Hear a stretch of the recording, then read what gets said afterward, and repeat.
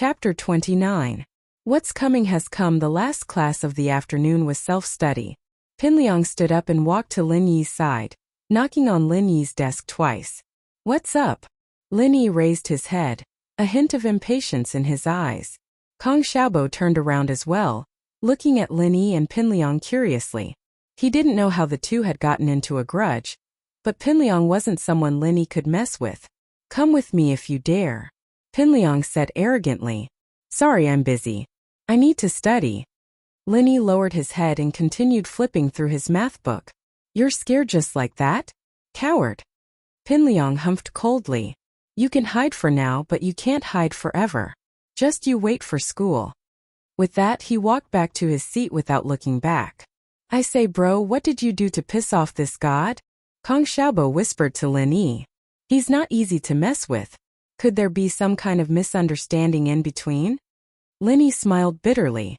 "Misunderstanding? Why would I get into a grudge with him for no reason? Wasn't it because of Ming Yao? If it weren't for her, he wouldn't have been able to kick Pinliang's butt yesterday." Of course he couldn't tell this to Kong Xiaobo. "It's nothing. This morning Zhang Naipeo stuck out his leg and wanted me to fall, but I stepped on his foot instead. Maybe it's because of that," Lin Yi said, pushing the matter back to the morning. "Ah," Xiaobo frowned, shocked. "Zhang Naipeo is a very vengeful person. He's a vengeful person. It looks like Pinliang is here to cause trouble for his brother." "It's fine. Let them be. What can they do in school?" Lin Yi shrugged nonchalantly. In Lin Yi's eyes, no matter how arrogant Pinliang was, he was still a student. Thinking back to the time when he was in the flames of war, risking his life in a rain of bullets, an enemy like Zhong Pinliang's level was too childish. Just like today's exercise break, Lin Yi had used a more mischievous method to teach Pinliang a lesson instead of beating him up. If Lin Yi really wanted to beat someone up, Pinliang would be lying in the morgue right now. "How is it?" Kong Xiaobo sighed. Lin Yi had just transferred here, so it was normal that he didn't know much about the school. He explained, "Zhong Pinliang and his group are the tyrants of the school. Many students who offended them got beaten up, and some couldn't even come to school for days. So ruthless." Lin Yi didn't think that Pinliang and the others would be able to beat up people to the point where they couldn't come to school. "Yeah. Sai, it's my fault for not telling you earlier." Kong Xiaobo sighed. "If you had just said some soft words, this might have been over, but now what?" Lin Yi asked, interested. "Things are getting difficult now," Kong Xiaobo said, unsatisfied. "Fuck? Zhang Naipeo, that bitch, he's just like a milk bubble, vengeful and petty. It was just one thing and he's in the wrong, but he's still trying to get revenge on Pinliang. He's a piece of shit. Whatever, let them do what they want. Don't worry, I'm not that easy to bully." Lin Yi patted Kong Xiaobo's shoulder, telling him not to worry. Kong Xiaobo pouted his lips, wanting to say something, but didn't say anything in the end. What was meant to come would come. Before the last big class, Pinliang went to find Lin Yi. The big class was also known as night study. Many schools had big classes like this. After school ended at 4:30, there would be a half-an-hour break, and the big class would start at 5. The class would last for 1.5 hours without any breaks. "If you're a man, come with me." Pinliang's words were even more aggressive than last time. Last time he only said "you have balls," but this time he used "if you're a man." Lin Yi was a man naturally, but he wouldn't be angered by Pinliang's aggressive tone. But he understood that today's incident would come to an end sooner or later. He could tell that Pinliang was the type of person who wouldn't let go. Just as he said, "You can hide now, but you can't hide forever." Although there was no reason for Lin Yi to hide from him, it was enough to prove that Pinliang was someone who wouldn't stop until he reached his goal. "All right, I'll go with you." Lin Yi nodded and stood up. At this time, many people were still in the classroom. They had noticed Pinliang when he first came to find Lin Yi, so when he appeared in front of Lin Yi again, he naturally became the focus of the class. However, when Lin Yi agreed to go with Pinliang, the whole class went into an uproar. Many of them sighed at Lin Yi for not knowing the rules on his first day here. They didn't know how he'd pissed off the school tyrant Pinliang, but more than that, they sympathized with him. "I'll go with you." Kong Xiaobo stood up suddenly as if he had made a big decision, as if he was a soldier going to the execution ground. Kong Xiaobo was struggling in his heart as well. Although it was his first day meeting Lin Yi, he felt like they were kindred spirits. Especially in the boring 12th year of high school, it was rare to have a friend he could talk to. Pinliang was very powerful in school, and Kang Xiaobo couldn't go against him at all. All he could do was stand aside and see if he could reduce the conflict. Fuck Kang Xiaobo, are you crazy? Stand up for him? Pinliang was furious when he saw his classmate standing up for a new transfer outsider. This was a provocation to his authority in the class. Kang Xiaobo was a little timid under Pinliang's aggressive gaze, but he didn't back down. He raised his head and said, Pinliang, Lin Yi is a new transfer. He doesn't know the rules, don't bother with him. You motherfucker, you're lecturing me. Who the hell do you think you are? Pinliang was furious. Didn't know the rules? How could he let it go so easily? He even pissed on himself. Pinliang was furious when he heard Kang Xiaobo's casual tone. Since you're so willing to stand up for him, you can come too. Fuck, I'm not Pinliang if I don't kill you today. Xiaobo's expression froze, his body trembling slightly. He'd always been one of the more obedient students since he was young, and while it was in his nature to be a man, he'd never gotten into a fight before. Lin Yi didn't need Kang Xiaobo's help, but he was very touched by Kang Xiaobo's sincerity. He patted Kang Xiaobo's shoulder and said, No problem, let's go together. Kang Xiaobo heard Lin Yi's words, and he felt a little more confident. At most he would just get beaten up together. He puffed his chest out and followed Lin Yi to the class gate. Pinliang couldn't help but get pissed when he saw Xiaobo's face. A classmate of his was siding with an outsider. He had to teach this traitor a lesson.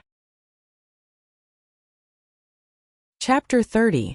Violence against violence. Yao Yao, Shield Bro and Pinliang are at the rooftop. Should we go check it out? Yushu couldn't hold back her curiosity any longer. I'm not going. Mengyao remembered the blushing scene from this morning the moment she heard Lin Yi's name. She frowned as she turned back to her English book. She still hadn't memorized the vocabulary for the day. Let's go, Yushu said, her heart itching. We don't have anything to do right now anyway. Go yourself if you want to, I'm not going. Mengyao humphed. Shu, have you fallen for that country bumpkin? Bullshit. Yushu's face reddened. Who would fall for him? I just want to watch the show. Then go yourself, I'm definitely not going. Mengyao said firmly. Let's go, Yao Yao. He's your study companion after all. You have to look at the owner before you beat the dog. What if you hurt Lin Yi? You'd lose face. Yushu continued to persuade Mengyao, evidently unwilling to give up. Shu, why were you so annoying? Mengyao couldn't even focus on her book anymore. Alright, I'll go with you then. Let's go. Yushu grabbed Mengyao's hand excitedly, and the two ran towards the rooftop. Hope we don't miss out on the fun. On the rooftop, Pinliang, Naipeo, and Xiaofu were all rubbing their palms together with smiles on their faces. Pinliang put a cigarette in his mouth, but Xiaofu was quick enough to light it up with a lighter. Pinliang took a long drag of his cigarette and blew the smoke at Lin Yi's face. You motherfucker, aren't you supposed to be strong? Why don't you take out your dick again? Pour it on me again? If it's because of what happened yesterday, then fine, I admit it was my fault, Lin Yi said calmly. But what happened today has nothing to do with me. Huh? Now you admit your mistake? Pinliang enjoyed the feeling of his opponent lowering his head, but he still said arrogantly, but it's too late. Also, what happened today has nothing to do with you. Are you stupid? You're still being stubborn at a time like this? There are so many empty urinals, what are you doing behind me? I don't think we need to line up, right?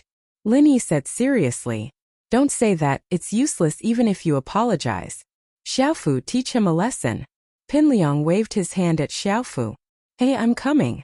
Gao Xiaofu smiled evilly. He took out a stool leg from behind him and walked toward Lin Yi.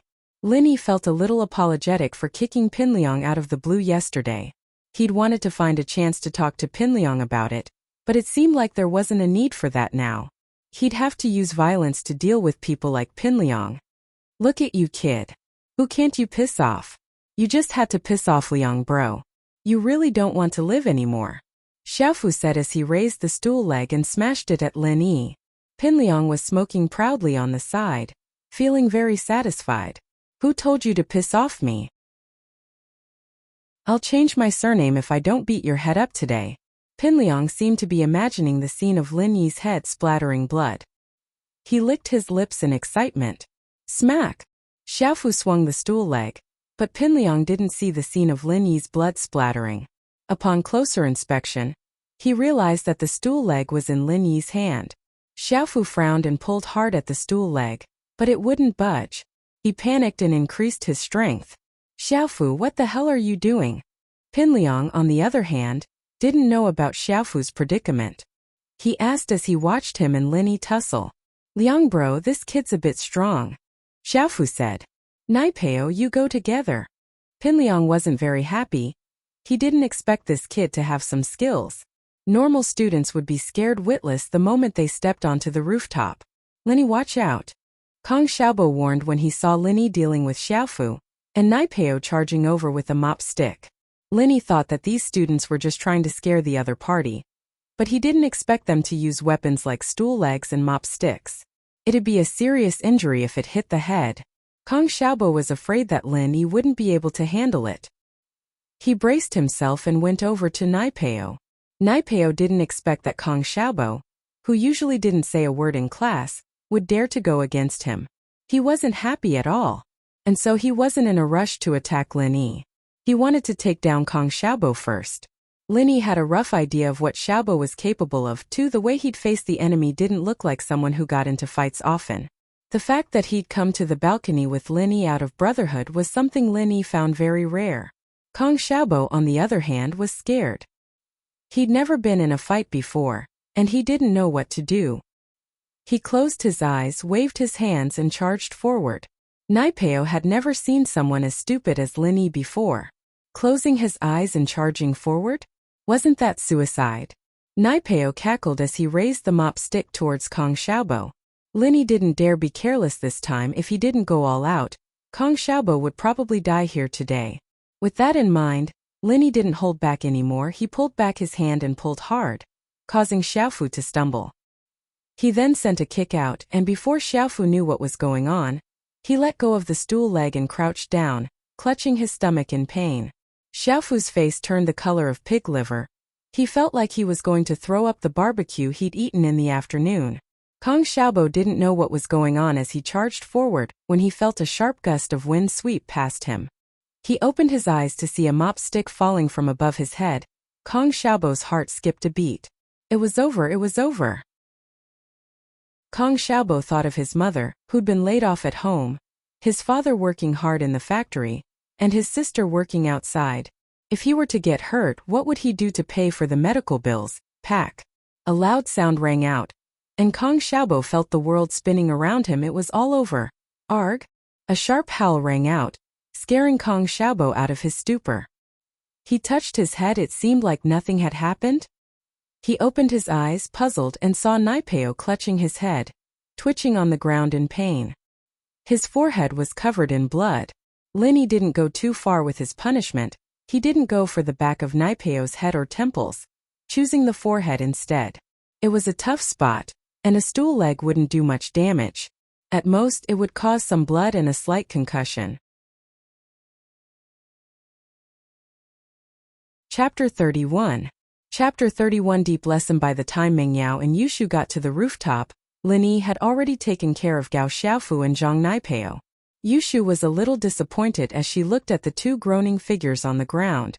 She'd missed out on something as spectacular as this despite her haste. Yao, Lin Yi's pretty strong, Yushu said to Meng Yao. What does that have to do with me? Meng Yao was a little shaken as well. If Lin Yi's kick yesterday was considered a sneak attack, and today's in the washroom was considered a shameless act, then what he was doing now was a display of his true strength. Meng Yao knew Kong Xiaobo's personality very well. She'd never spoken to him before, but boys like him were the cowardly type who'd hide far away from fights. Lin Yi was the only one fighting alone now. He looked at Naipeo and Xiaofu on the ground. Both of them were moaning as they clutched at a certain part of their body. This meant that Lin Yi had only used one move to take them down. He's more than qualified to be your shield. I'm sure that after what happened today, Lin Yi's name will be very famous in the school. Who dare come near you then? Yushu said with a smile. Meng Yao humphed but didn't say anything. Lin Yi patted Kong Xiaobo's shoulder after taking down Gao Xiaofu and Zhang Naipeo. Are you alright? Haha. I'm fine. Xiaobo snapped out of his stupor.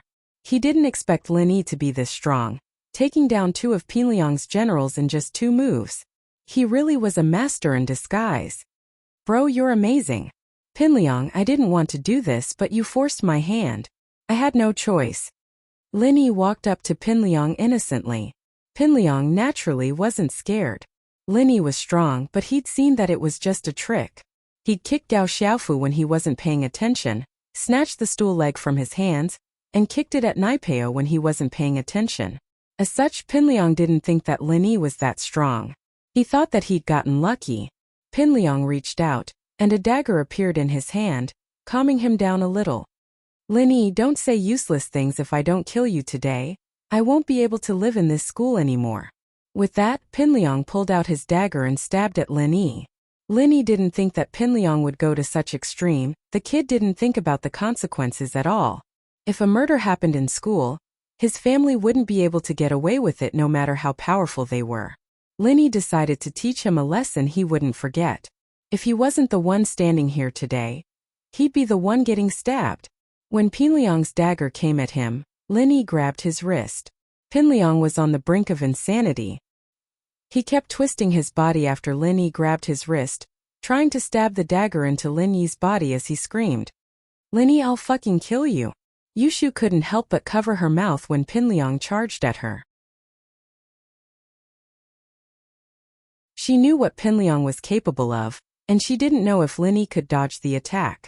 She wanted to stop him, but it was already too late. But when Lin Yi grabbed Pinliang's wrist, Yushu let out a sigh of relief. Meng Yao, who was beside her, seemed to have let out a sigh of relief as well. Lin Yi increased the strength in his grip, and Pinliang felt as if his wrist was being clamped down by a pair of iron pincers. It was getting tighter and tighter, and the pain made his entire arm tremble. He opened his palm subconsciously, and the dagger fell to the roof with a clatter. Lin Yi grabbed the shocked Pinliang by his hair and roughly dragged him to the edge of the roof. With a strong push, he pushed half of Pinliang's body off the roof. Ah! Pinliang screamed as he felt his body falling down, cold sweat forming on his forehead. For the first time in his life, the fear of death shrouded his heart. He didn't want to die. Pinliang only let out a sigh of relief when half of his body was hanging off the roof. His lower body wasn't thrown off the roof, but even so, he could feel his entire body drenched in cold sweat. Lin Yi pushed Pinliang's legs forward again, and Pinliang shuddered. He couldn't care less about his face anymore, and started crying. "Lin Yi, I'm wrong, let me go, don't throw me down, I'm wrong, I'm really wrong." Lin Yi didn't say anything as he pushed Pinliang's legs forward again. Lin Yi bro, I'm begging you, let me go. I won't do it again, I won't mess with you anymore. Pinliang's voice wasn't even normal, his body shaking non-stop. "I kicked you yesterday, I admit it's my fault," Lin Yi said faintly. "Lin bro, you were right, it's my fault, you can kick me if you want." Pinliang was scared out of his wits. "I said it's my fault. I'm not a person who likes to bully others." Lin Yi's voice was cold as he let go of Pinliang's leg. "Ah!" Pinliang didn't expect Lin Yi to let go just like that, and started screaming. He felt like his life had come to an end. But after screaming for a long time, Pinliang realized that he was still hanging in midair, and hadn't fallen. Pinliang felt a warm current between his legs, and he peed his pants. Alright, you were wrong yesterday, but I forgive you, it's fine, it's fine." Pinliang didn't dare say anything else this time, and only dared to follow Lin Yi's instructions. "I hope you remember what you said today." Lin Yi suddenly pulled Pinliang back from the rooftop and threw him on the ground. Pinliang felt like he'd just walked through the gates of hell, and his body was drenched as if it had just rained. It was a piece of cake for Lin Yi to kill Pinliang, but he knew that this was a school, not the war-torn North Africa. He couldn't kill Pinliang, at least not in a public place like this. "Let's go." Lin Yi smiled at Kong Xiaobo. "Fuck Lin Yi, aren't you a little too much?" I can't believe she made Pinliang submit. Kong Xiaobo didn't expect Lin Yi to be so ruthless, and his admiration for him flowed like the Yangtze River. "I, Kong Xiaobo, have decided that I'll follow you from now on. You're my boss from now on." Don't be so impulsive next time. Fighting isn't a good thing. It's okay to be brave, but don't rush in blindly. Lin Yi smiled.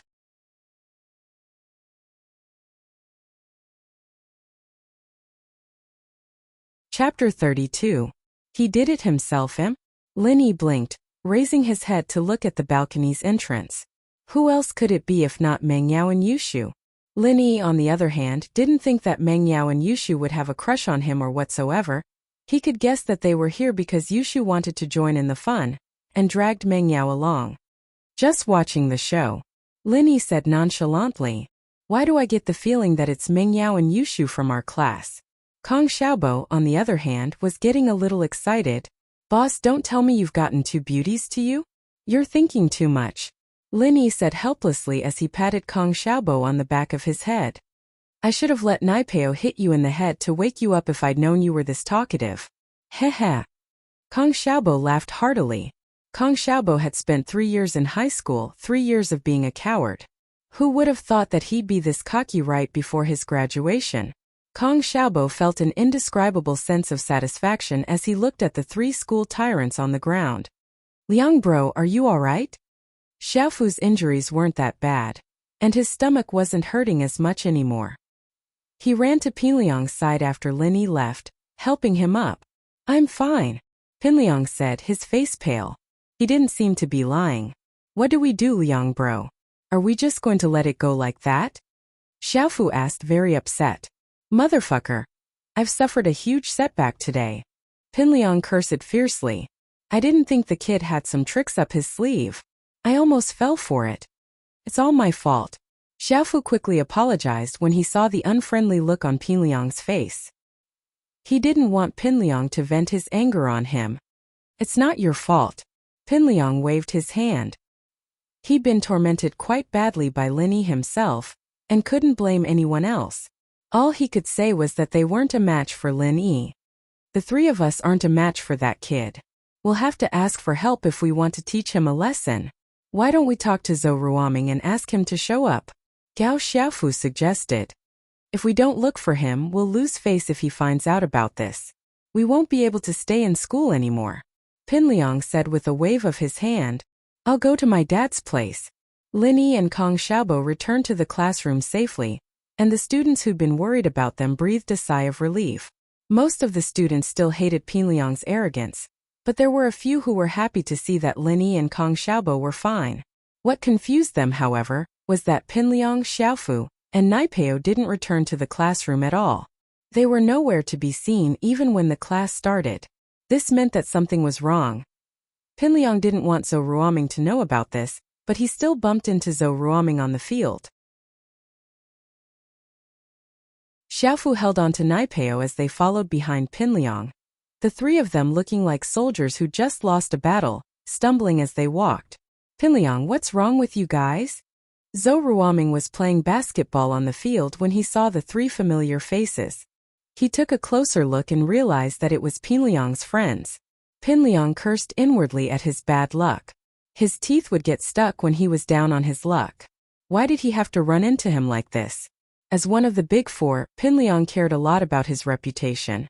Now that another Big Four had seen him in such a pitiful state, his reputation as a Big Four would be ruined if word got out. It's nothing. Pinliang didn't want to say too much. He waved his hand and quickened his pace. I say, Liang, did someone beat you guys up? Who did it? Tell me, Ming bro, I'll fix them for you. Zhou Ruoming could tell that they'd lost a fight after seeing their sorry state, so he said in a very arrogant manner. Pinliang, on the other hand, knew what Ruoming was capable of.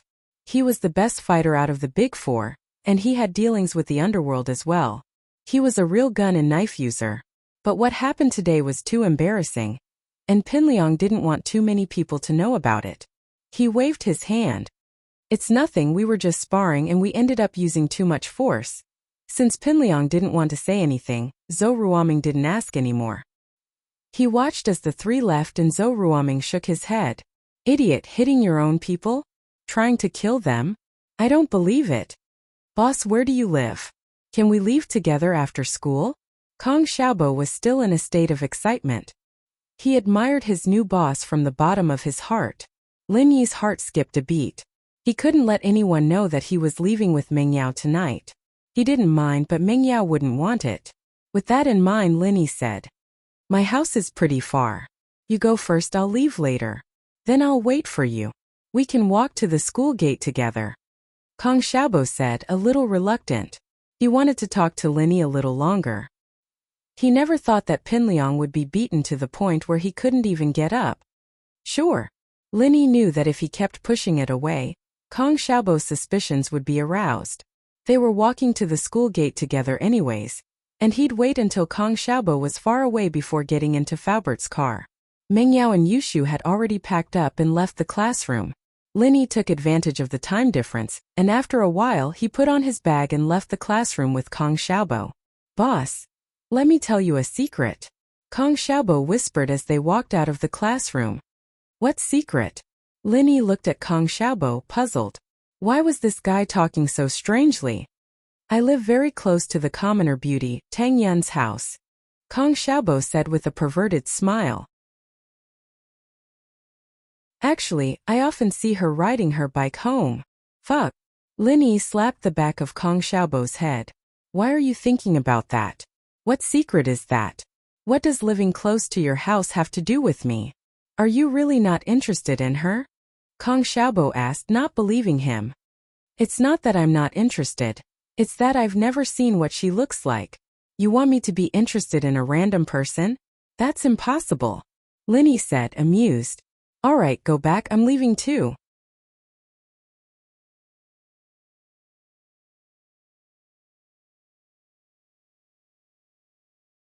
Chapter 33. Chapter 33. Mysterious Jade. Linny made sure that Kong Xiaobo was gone before turning to Faubert's car. As expected, Faubert didn't drive the car away, instead waiting for him there quietly. Faubert started the car only after Linny got in. Mingyao and Yushu, on the other hand, were silent in the back seat. Maybe it was because of Linny in the washroom, or maybe it was because of the scene on the rooftop, but neither of them spoke much. Surprisingly, Mingyao didn't complain to Faubert about Linny either. "Faubert, stop at the bank up ahead. Shu and I'll get a bank card," Mingyao instructed Faubert. Linny only remembered that the school required every student to get a bank card, saying that they'd be able to deduct their tuition and fees from it. Faubert didn't ask any questions. He nodded and parked the car near a bank not too far away. It was rush hour, and there were a lot of cars on the road, especially since this bank was the only one that was open 24 hours. The people who came here to do business parked their cars at the entrance, and the traffic was a little chaotic. Linny got out of the car with Mingyao and Yushu. Mingyao frowned. "What are you doing here?" "Don't forget that I'm a student here too," Linny said with a smile. Mingyao remembered that Linny was a student of the school today as well. He'd need a bank card as well. She didn't say anything else as she pulled Yushu's hand into the bank. The jade on Linny's neck reacted the moment he stepped into the bank, startling Linny. It was the same jade he brought out of the cave at the foot of West Star Mountain, but Linny still didn't know what it was for, or how to use it. But the jade would always react in a subtle way every time something big happened, as if it was trying to send Linny a message. Linny didn't know what the jade was trying to say, but something was bound to happen once it happened.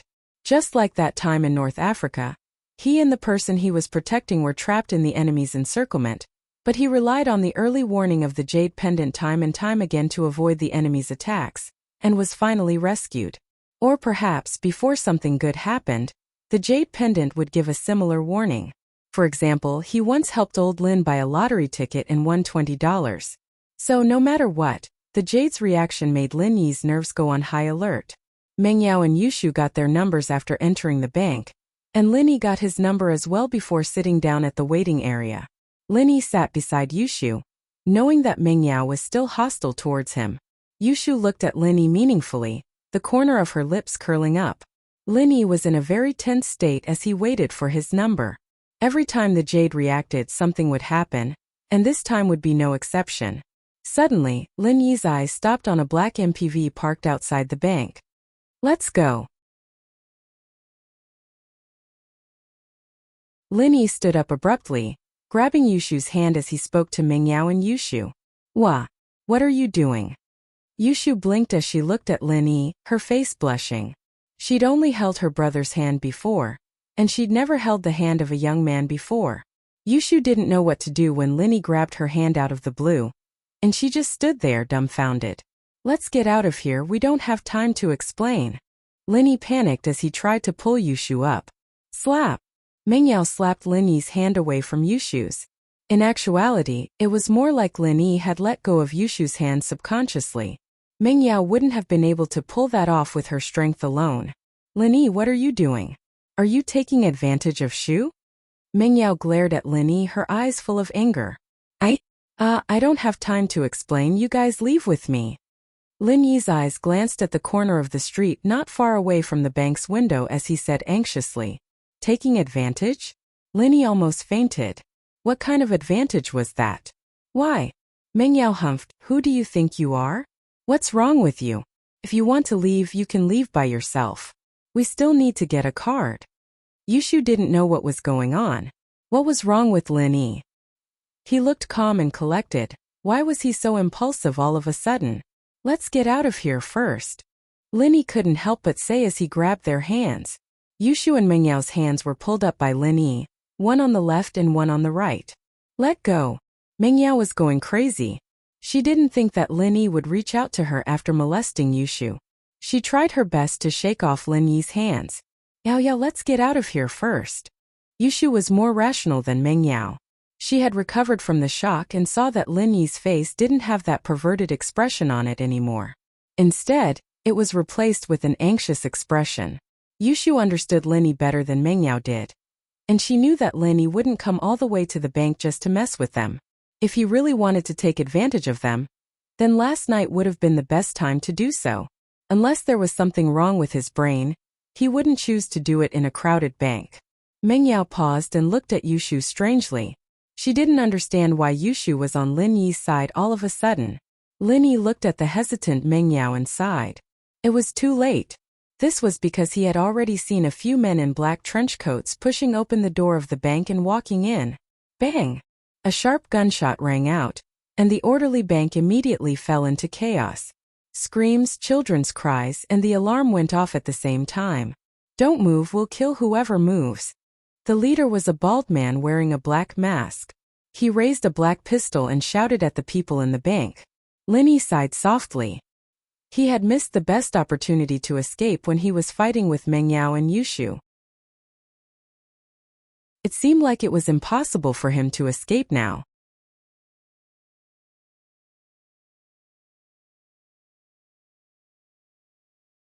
Chapter 34. The bank robbery. Lin Yi wasn't the heroic type, quite the opposite. He'd always kept a low profile, knowing what he should do and what he shouldn't do. Just like in North Africa, Lin Yi had always remembered that his job was to protect the visiting delegation, not to act like a hero in a war-torn place. As a result, Lin Yi's priority was to protect Mengyao and Yushu, not to capture the robbers. The police would take care of things like this, and Lin Yi didn't want to get involved. Mengyao and Yushu evidently had never been in a situation like this before. They were a little stunned, not knowing what to do. Everyone listen up. Put your hands on your head and squat down. I promise I won't hurt you. However, if anyone dares to move, don't blame me for being rude. Baldy fired another shot into the sky. The originally noisy bank instantly quietened down. The children forgot to cry and the adults forgot to shout. Everyone was obedient, hugging their heads and squatting on the ground. They didn't have much of a choice against the gun-wielding robbers. They had to obey if they wanted to live. It wasn't that these people didn't have a sense of justice, but that whoever stepped up would pay with their lives. While Baldy was lecturing them with his gun, Baldy's accomplices had already rushed to the front of the bank's counter. After smashing the bank's window with a hammer, they used their guns to force the bank staff to put the money into the designated bag. Hurry up! What the fuck are you waiting for? One of the robbers barked impatiently at a middle-aged bank employee. I'll shoot you if you keep this up. Yes, the man was timid. He was scared by the robber, and his hands trembled. Pa! A stack of banknotes fell to the ground and scattered. Motherfucker! Are you trying to stall for time? The robber glared and fired a shot, hitting the man's arm. The man cried out in pain as he clutched at his arm. The robber's previous shots were all empty. Although they had a certain deterrent effect, it was not as strong as this shot. This shot was really aimed at people, so in the bank, whether it was the staff or the customers, they were so shocked that they covered their mouths. They were even more afraid of these criminals and did not dare to move. Baldy was very satisfied with his subordinate's decision to kill one to warn the others, and he swept his gaze across the entire bank. Yao Yao, I'm scared. Yushu was usually a brash girl, but she gripped Meng Yao's arm tightly at this critical moment. Her face was pale as a sheet. It's okay. Shu, I'll protect you. Meng Yao was scared herself, but Yushu was a year younger than her. She had to act like a big sister and comfort her. You two don't have to comfort each other. I will protect your safety, Lin Yi said calmly. Although Lin Yi wasn't sure that he could capture all the robbers alive, he could still protect Meng Yao and Yushu from harm.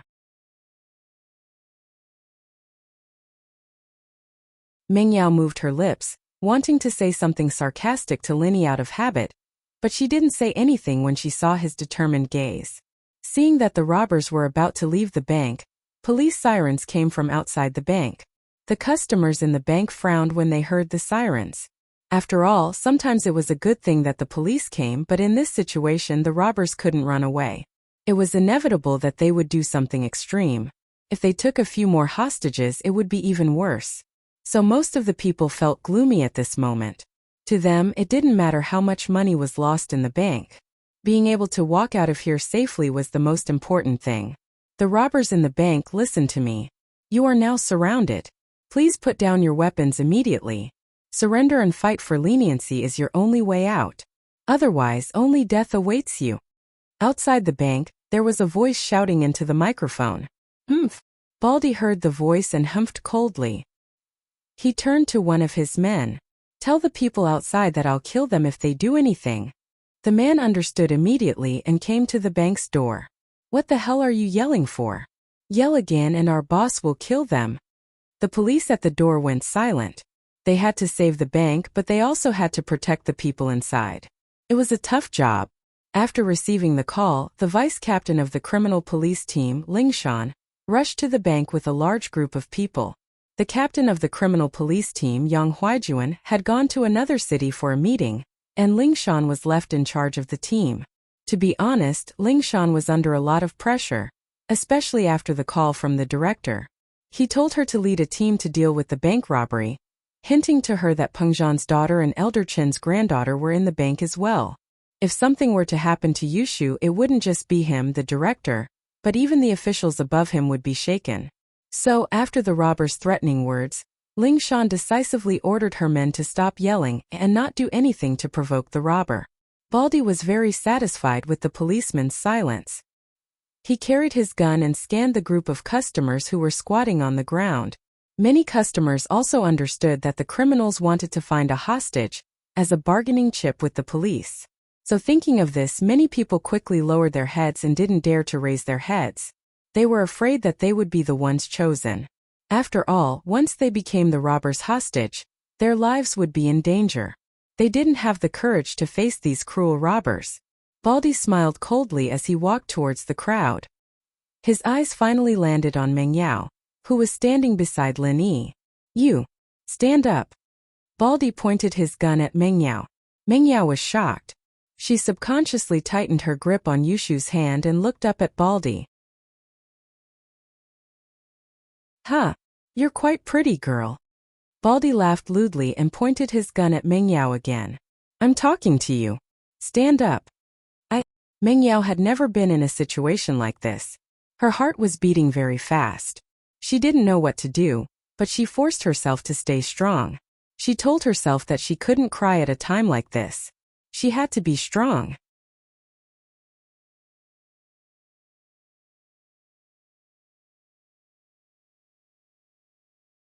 Chapter 35. I'll be your hostage, I'll be your hostage. What's so great about bullying a little girl? Lin Yi said faintly as he stood up. Meng Yao stared at the man who'd pinned her down in disbelief. He'd actually stood up for her at a time like this? Wasn't he afraid of death? It was true that Meng Yao understood that Lin Yi had taken a lot of her father's money, but money was nothing compared to life. No one didn't care about their own lives. And Meng Yao wasn't stupid enough to think that Lin Yi was standing up just because he'd taken someone's money. Meng Yao felt that Lin Yi wasn't as despicable as before. At the very least, he was a man with an indomitable spirit. Meng Yao was certain that Pin Liang wouldn't stand up at a time like this. Perhaps he was even more afraid than she was, hiding his head even lower than she was. Why was she comparing Lin Yi to Pin Liang? Meng Yao shook the unrealistic thought. Now wasn't the time to think about things like that. Fuck. Baldy wasn't expecting someone to cause trouble for him. After all, it was impossible for anyone to hide from a hostage. And yet this guy was still charging in? Was he an idiot? Who the fuck are you? Did I call you? Baldy frowned as he glared at Lin Yi. Stay where you are if you don't want to die. Don't you need a hostage? Who's different? Lin Yi shrugged. Don't worry. I'll cooperate with you. Motherfucker. Baldy was enraged. He thought to himself, why does this kid have to ruin my plans? He couldn't help but feel a surge of anger as he raised his gun and fired at Lin Yi. With Lin Yi's current level of training, Baldy wouldn't be able to hurt him even if he shot him at such a close range. Ever since he started practicing the art of dragon mastery, Lin Yi's reflexes had become abnormally sharp. He only needed to tilt his body slightly to dodge the bullet. But the moment Lin Yi turned, Lin Yi's heart jumped. There was a girl behind him, and Baldy's bullet was coming at him from above. If he dodged, the bullet would hit the girl behind him, and even if the girl didn't die, she'd be heavily injured.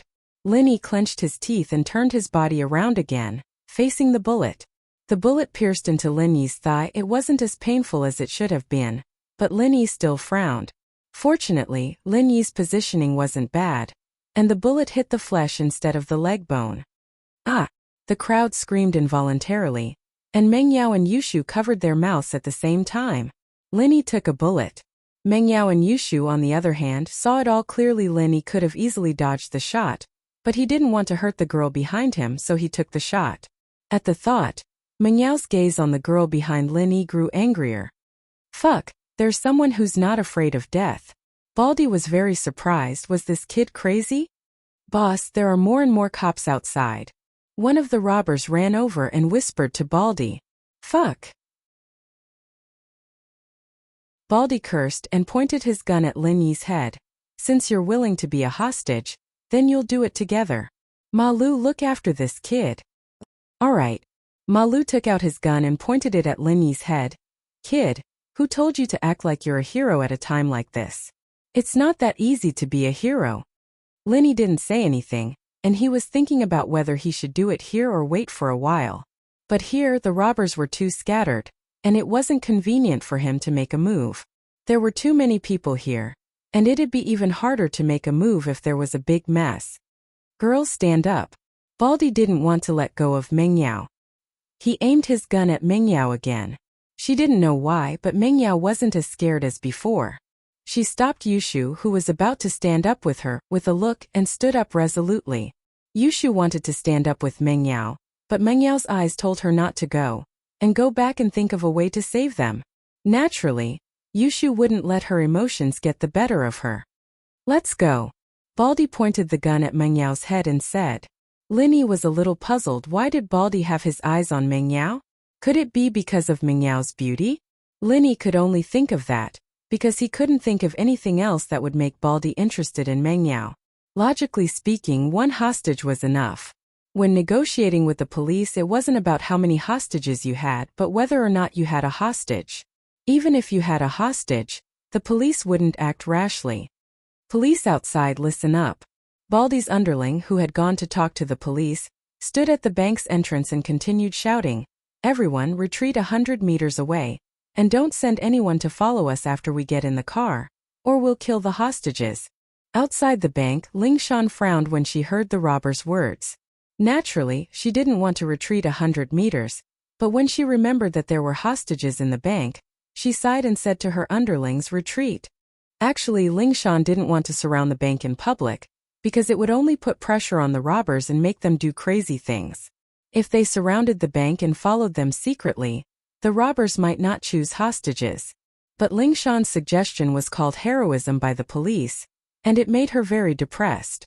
Baldy was very satisfied with the police's actions, And he pointed his gun at Meng Yao's head, while Ma Lu pointed his gun at Lin Yi's head, and they walked out of the bank together. Yao Yao!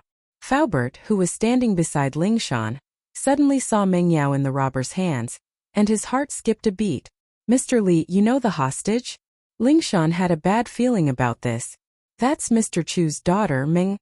Faubert was very nervous. Mr. Chu was on a business trip, and if something were to happen to the miss at this time, he'd be in deep trouble.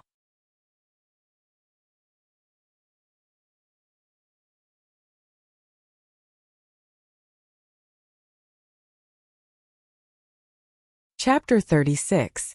Chapter 36. Infuriating car plate, but the snipers here are ready. 90% sure that they'll be able to kill the robbers. Ling Shan argued. You said it yourself, 90%. What about 10%? What if they hurt Miss Chu? You and I won't be able to walk away unscathed. The director scolded. I told you don't do anything rash. Fulfill the robbers' conditions first, and then we'll decide what to do. Got it? Ling Shan was quite troubled. She'd wanted to let her men take the risk and use the snipers to kill the robbers, but she didn't dare give risky orders like that. The director wasn't on her side anymore. What else could she do? Baldy was very proud of the police's indifference. He quickly took his men to the black modern business car on the side of the road, then started the car and drove away. The robbers had 2 hostages, and so Ling Shan didn't dare make any rash moves. She could only watch as the robbers got into a black MPV and drove off. Miss, Faubert was panicking as he watched the car leave. He'd called Mr. Chu earlier, but he couldn't get through. Now that the robbers had Meng Yao as a hostage, Faubert was starting to panic. Mr. Li, the police will take care of this, don't worry, Ling Shan said to Faubert before taking out her walkie-talkie. Attention all squads, attention all squads. The robber's car plate is a 74,110 MPV, and it's already left the bank. If you see it, be prepared to follow it. 74110. After giving the order, Ling Shan mumbled the car number. This robber really didn't care about her at all, getting a 74,110 plate number. With that thought, Ling Shan took out her walkie-talkie and keyed in a number. Traffic police? I'm Ling Shan from the criminal police. Help me look up a car plate, Songa 74110. HM? What? A Buick? Isn't it a MPV? Is that right? Alright, it's fine then. That damned fake license plate. It actually had such an arrogant license plate number. This was obviously putting on a show for him. This was a blatant provocation. Ling Shan was about to explode from anger, but she really did get the license plate number. Baldy ordered his men to tie up Meng Yao and Lin Yi's hands as soon as he got in the car. He looked at Lin Yi proudly. I say, you idiot, what does this have to do with you? Why are you joining in the fun? The person we're looking for is the Chu first miss, yet you insist on acting like a hero. Don't blame us for capturing you as well. After listening to Baldy's words, Lin Yi's heart suddenly moved. This guy actually knew Meng Yao. This was something the two didn't foresee. They thought that the hostages were chosen randomly, and that Baldy was obsessed with Meng Yao because he thought she was pretty and wanted to take advantage of her. They didn't think that these people had a premeditated plan. They were here for Meng Yao. You know me? Meng Yao was shocked as well. She didn't expect these thugs to know her. At the same time, she couldn't help but ask subconsciously, I know you, how could I not know you? You're the daughter of the chairman of Pengzhan Industries. Baldy enjoyed the feeling of being on top of others. Why would I capture you if I didn't know you? You. Why did you capture me? Meng Yao felt that something was wrong. These people seemed to have a premeditated plan, and they were here for her. Capture you? Haha, what do you think? Baldy opened his big mouth, revealing a mouthful of yellow teeth. Tell me, what do you have that's worth capturing? Meng Yao was startled. This man couldn't be a pervert, could he? After capturing her, he wanted to molest her? At the thought, Meng Yao felt that it was highly possible. She was so pretty, so sexy, with big eyes, fair skin and firm breasts. Any man would fall for her. No, Meng Yao wanted to cry. She didn't want to live anymore if she was violated by this ugly monster. If she had a choice, she'd rather give herself to Lin Yi than this guy. Why did it have to be Lin Yi? The only person Meng Yao could think of was Lin Yi. Pin Liang was an annoying bastard that Meng Yao hated to the extreme. Other than Faubert, there was only Lin Yi left, wasn't there? She really was a failure. Her social circle was too narrow. She didn't even know other men. Why was she so unlucky? Meng Yao sighed as she tried her best to think of a way to deal with this. Baldy saw Meng Yao's face turn red and white, and he guessed that she was thinking dirty. He said disdainfully, "Fuck. I've got plenty of pretty girls, I don't care about little girls like you. Someone's paying to capture you, of course." Meng Yao let out a sigh of relief when she heard Baldy's words. It was good that he didn't have that kind of thoughts about her. "Boss, I like her even if you don't like her. Why don't you let me play with her for a bit?" Ma Lu's face turned lecherous. He wanted to make a move on Meng Yao. "Ma Lu, you better fucking calm down. You can't touch this girl. The higher-up said that she needs to be whole." Baldy said as he glared at Ma Lu. "Oh, that's too bad." Ma Lu seemed to be afraid of Baldy. He sat back down obediently after the scolding, not daring to make any more moves. "She's so pretty. I wouldn't have lived my life in vain if I could have a go with her. Don't talk about useless things like that. I'll give you the money after this is over. You can go find any girl you want, and play with her however you want," Baldy said impatiently with a wave of his hand. He wasn't happy with Ma Lu's impatience. Meng Yao let out a sigh of relief. Thank goodness these people weren't perverts, or her innocence would have been ruined. But the worst part was that Baldy had tied her little hand with that bastard Lin Yi's big hand, letting him take advantage of her. But when she thought of Lin Yi's hand, Meng Yao couldn't help but feel a surge of warmth in her heart. Thinking back to the scene where he pressed her down with his hand, Meng Yao felt an indescribable feeling in her heart. What was wrong with her? Could it be that her impression of him had changed just because she was touched? No, it's not that easy. But if it were someone else, would they have stood up for her at that moment? What was Lin Yi thinking? Meng Yao couldn't figure out what Lin Yi was thinking. "Fuck, you dumb girl, you're still smiling like an idiot at a time like this." Baldy was pissed as he saw Meng Yao's face blushing and giggling. This was a humiliation to him. He was the kidnapper, and this girl was smiling in front of him. Wasn't she looking down on him?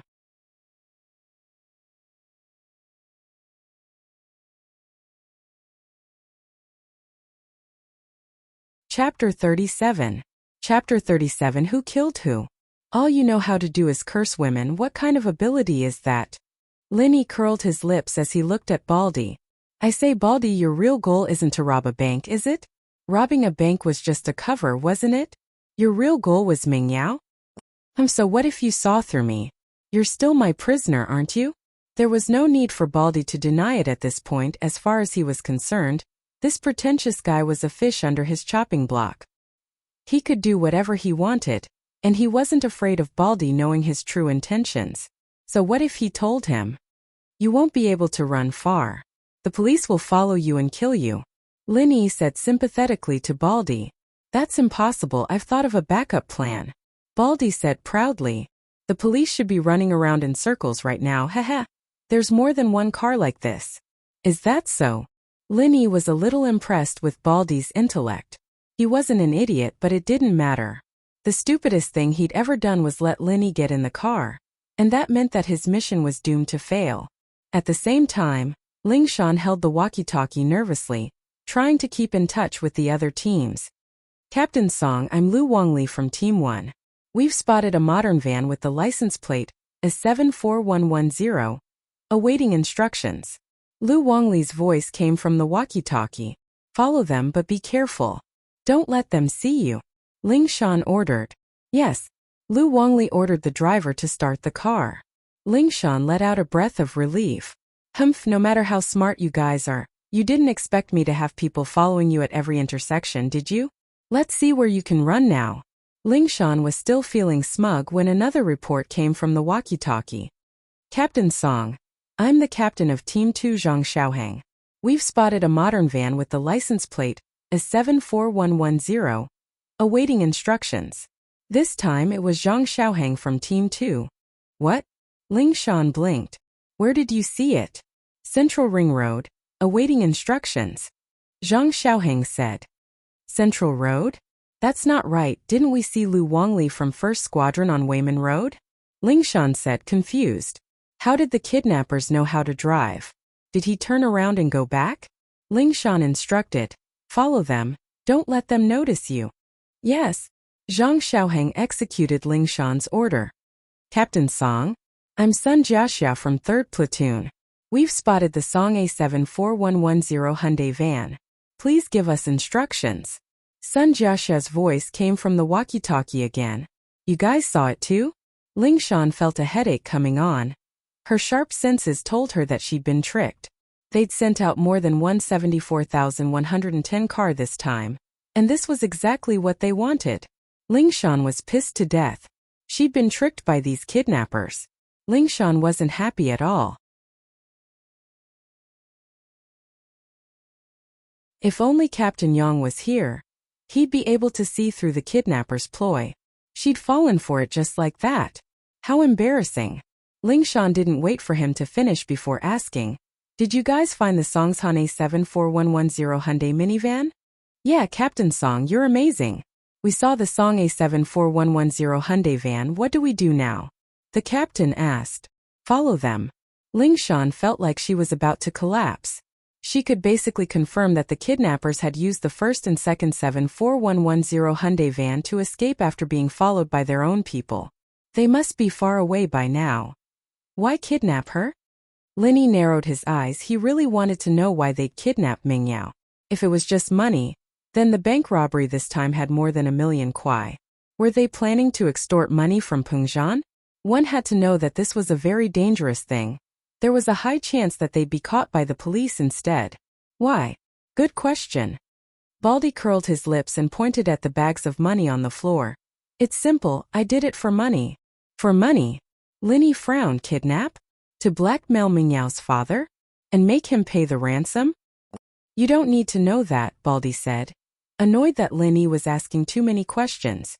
It's fine if you tell me, at least you should know when you die, right? Linny looked very curious, so innocent that it was hard to reject him. Baldy looked at Linny, thinking that there was no harm in telling this kid. He'd kill him sooner or later. So he said, someone gave us money to kidnap this girl. What do you do after the kidnapping? Linny asked. Not yet, we're waiting for the call, Baldy said. Then who asked you to kidnap her? Linny continued asking. I don't know, Tsihua Bro introduced us, Baldy said. Who's Tsihua Bro? Linny asked again. Fuck. Why do you have so many questions? Motherfucker, if you keep asking, I'll kill you. Baldy was getting impatient from Linny's questions. Oh okay, then don't move or I'll kill you. A gun suddenly appeared in Linny's hand, and he pointed it at Baldy's temple. You. Baldy's eyes widened. Who could tell him what was going on? Wasn't this kid's hands tied? Why did he have a gun? In the car, the other kidnappers were shocked as well, not understanding what was going on. Linny pointed a gun at their boss's head. How did you untie the rope? Baldy didn't understand. Indeed, he didn't understand. Weren't Linny's hands tied together? Oh, I was stupid when I was a kid. When I played with flower rope, I often tied my hands together in a dead knot. After a while, I could untie it myself, Linny said. Wow! Baldy's mouth opened wide in shock. Was that even possible? Flower rope could be so powerful? However, Baldy was still surprised. Then why do you have a gun? I got it from that Ma Lu, Linny said as he pointed at Ma Lu, who was closest to him.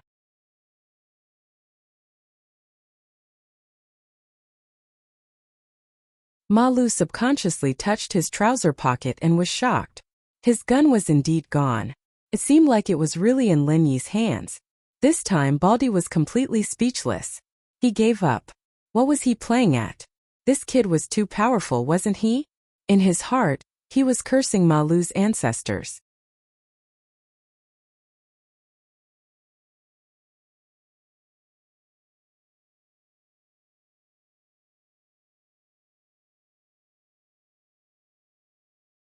Chapter 38. Should I take off my pants? Linny poked Baldy's head with the gun. Tell them not to move or I'll kill the hostages. You. Don't do anything stupid. Baldy wanted to cry. Wasn't that what he and his men said to the police at the bank? Just like that, retribution had fallen on him. What was karma in one's lifetime? Just like now. Yeah, not bad. Linny nodded, satisfied. Can you tell me now? Who's Tsihua bro? My boss. I don't know anything else, but he asked me to do this. Bro, please don't shoot. Baldy was a coward too. He'd been acting all high and mighty before, but even he was scared when his life was in danger. He'd accepted this mission for the money so that he could have a good time, but it wasn't worth it if he had to put his life on the line. Linny frowned. He could tell that Baldy was just a small fry and didn't know what was going on. All right, stop the car. Linny ordered. Stop the car? For what? Baldy blinked. Of course we're getting off the car. You're not planning on kidnapping her now, are you? Linny glared. No. I mean, you're not sending us to the police? Baldy wasn't expecting Linny to let them go. What does that have to do with me? Linny rolled his eyes. I'm not a cop. Do they give me a salary? Baldy was overjoyed when he heard what Linny said. He thought that Linny was going to send them to the police, but now that they'd escaped death, it was only natural that he'd be overjoyed. They hadn't completed the mission, but they'd gotten a huge sum of money from the bank, enough for the rest of their lives. Therefore, the bald man excitedly ordered the driver to stop the car. Linny pulled out a gun from Baldy's body and tossed it to Meng Yao. Take this and aim at their car wheels. Oh, Meng Yao didn't know why Linny said that, but she still took the gun and held it tightly in her hands. Linny let Meng Yao out of the car first, and then he did the same. You guys can choose to shoot me or Meng Yao, but you have to kill me. If you don't kill me, I'll aim at your gas tank. Do you understand, Bald? Linny said as he patted Baldy's bald head. No. No way. Baldy shivered for no reason. This brat Linny was really strange. Baldy didn't want to complicate matters any further. When Linny got out of the car, he paid special attention to the Jade's reaction, but there was no sign of it. Linny let out a sigh of relief. It seemed like Baldy and his men had made a smart choice. If Linny's Jade had reacted in the slightest, Linny would have grabbed Baldy and forced him to get out of the car with him. Linny and Meng Yao got out of the car, and the car sped away like a wisp of smoke. It was just as Linny had predicted. The Baldy didn't do anything untoward. What are you looking at me for? Call Faubert and ask him to come get us, Linny said, amused and angry at the same time as he looked at Meng Yao, who was staring at him blankly. Oh, Meng Yao couldn't believe it.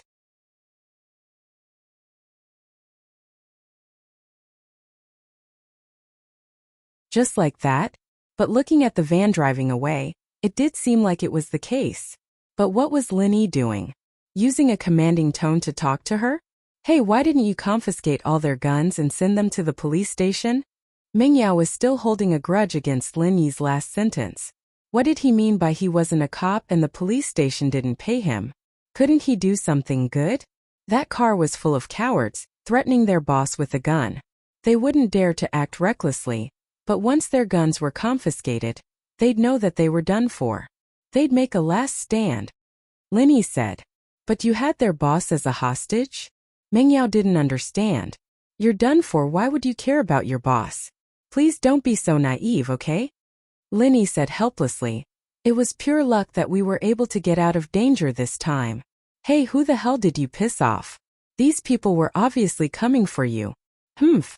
Stop being so cocky. Meng Yao wasn't happy with Linny's attitude. You're my follower. Okay? Is this how you talk to your master? Linny was speechless. This woman was really unreasonable. Yushu sat in Faubert's car, wiping away her tears.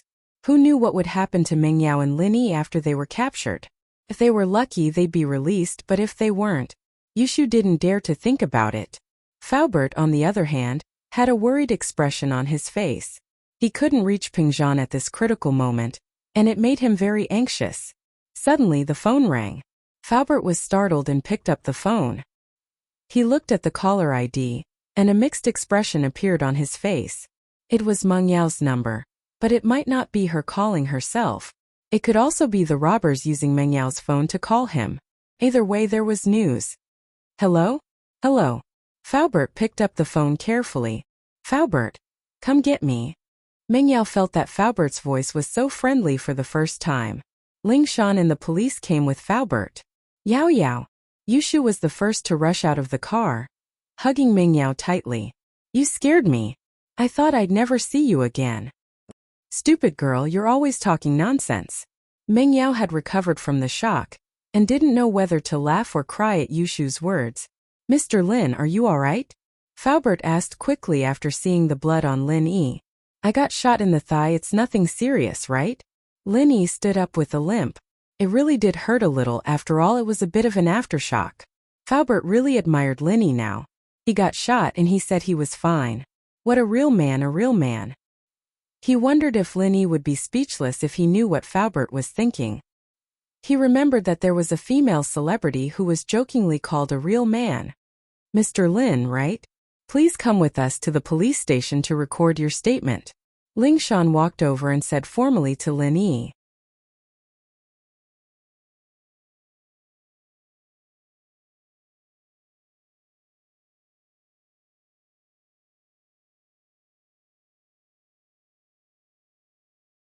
Chapter 39. You got in through the back door, didn't you? Huh. Ling Shan blinked, her face reddening as she trembled with anger. This guy was acting like a gangster in front of her. How could she do that? She'd have slapped Lin Yi right there and then if she hadn't done that for Faubert's sake. Captain Song, what Mr. Lin means is that his leg got hit by a bullet. He can show you if you don't believe me, Faubert quickly explained for Lin Yi, knowing that she'd misunderstood. Ling Shan only noticed the bloodstains on Lin Yi's pants then, feeling a little embarrassed. Is that so? You should go to the hospital first. She hated Lin Yi a lot though. She might be a cop, but she was still a girl. What kind of person would do something like that? A qualified cop needs to have sharp observation skills. There's a lot of blood on my pants and you didn't even see it. I really don't understand how you became a captain, did you? Did you get in through the back door? Lin Yi said faintly, noticing the disgust in Ling Shan's eyes. Ling Shan's biggest weakness was her lack of detective experience. This had always been a thorn in her side, but those who knew her well knew that her family was powerful, but she didn't become a vice captain through the back door. She used to be a combat instructor in the special forces with the rank of major. She'd transferred to the local criminal police force as a vice captain, so there was nothing wrong with her rank. She was one of the best in the criminal police force too. Other than the captain Yang Huaijuan, no one else was a match for her. But Lin Yi's words had hit her where it hurt. She was good at combat, but that didn't mean she was good in other areas. She just transferred, and what she lacked the most was the observation skills she had when it came to solving cases.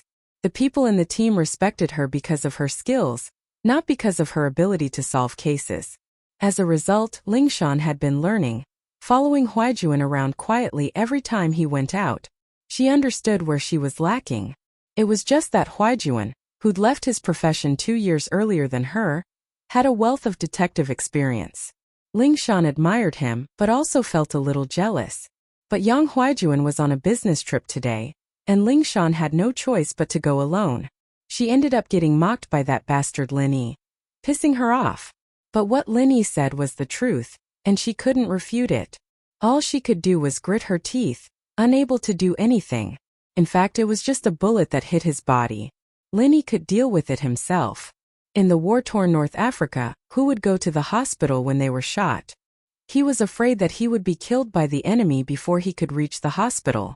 But with a woman like Ling Shan following him, Lin Yi didn't want to show off too much.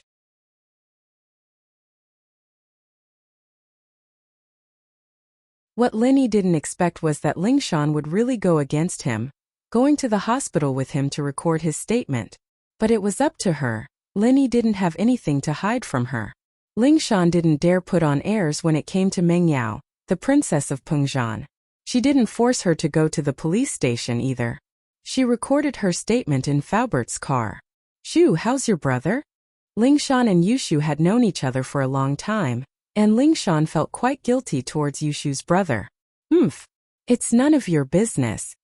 Yushu smiled coldly and turned her head away, not giving Ling Shan any face at all. Ling Shan smiled bitterly and turned to Meng Yao. Miss Chu, let's take a statement then. Yushu couldn't help but gasp as Meng Yao recounted what had happened. Wow, Lin Yi's that good? It can't be, right? Yao Yao, I told you letting him be your shield is the right thing to do. I guarantee that he'll help you deal with any man who tries to harass you. Humph, who wants him? Meng Yao thought back to how arrogant Lin Yi was and she was pissed. Ling Shan was curious as well. It seemed that this Lin Yi wasn't only good at talking. Ling Shan wasn't happy with Lin Yi's claim that she'd gotten in through the back door. But she wasn't an irrational person. From Meng Yao's description, Lin Yi was a man of strategy and bravery. Even after taking a bullet, he'd still been able to hold his ground against the assailant. His spirit was commendable. Ling Shan, on the other hand, looked down on Lin Yi's words. I'm not a cop, do they give me a salary? Couldn't he be a good citizen? But after hearing Lin Yi's explanation from Meng Yao, Ling Shan realized that what Lin Yi did wasn't wrong. If they really pissed off the robbers, neither of them would be able to escape. But as for why the robbers were specifically targeting Meng Yao, she didn't understand. These people went around in circles just to kidnap Meng Yao? But it could also be a cover-up, not arousing House Chu's suspicions. There could also be other motives, but she didn't know for sure now. She could only wait for Baldy and his gang to be captured before making a decision. Miss, I think Mr. Lin is very qualified. Mr. Chu's eyes aren't wrong. With him with you I can finally relax, Faubert said with lingering fear. But now he truly understood Mr. Chu's intentions. This Lin Yi really wasn't simple. Meng Yao's lips moved, wanting to refute Faubert's words, but for some reason, the scene in the bank where Lin Yi stood up for her kept replaying in her mind. Because of Ling Shan's presence, the hospital didn't ask too many questions about Lin Yi's gunshot wound. The hospital didn't need to take any responsibility for treating a gunshot wound under the name of the police. Lin Yi was pushed into the surgery room, and the main surgeon said to the nurse, "Prepare the anesthetic, I'm going to take out the bullet." "No need."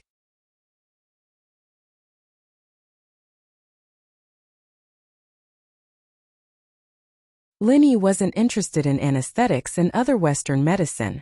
He didn't like using them. Once or twice wasn't a big deal, but if he used it too much it would bring side effects to his body. The main surgeon paused. The people who brought him here didn't look like poor people, did they? It was impossible that they couldn't afford anesthetics, right? If he didn't use anesthetics it would be very painful. The nerves at the base of the thigh were very dense, and although it was a simple surgery, the pain was much more painful than most major surgeries.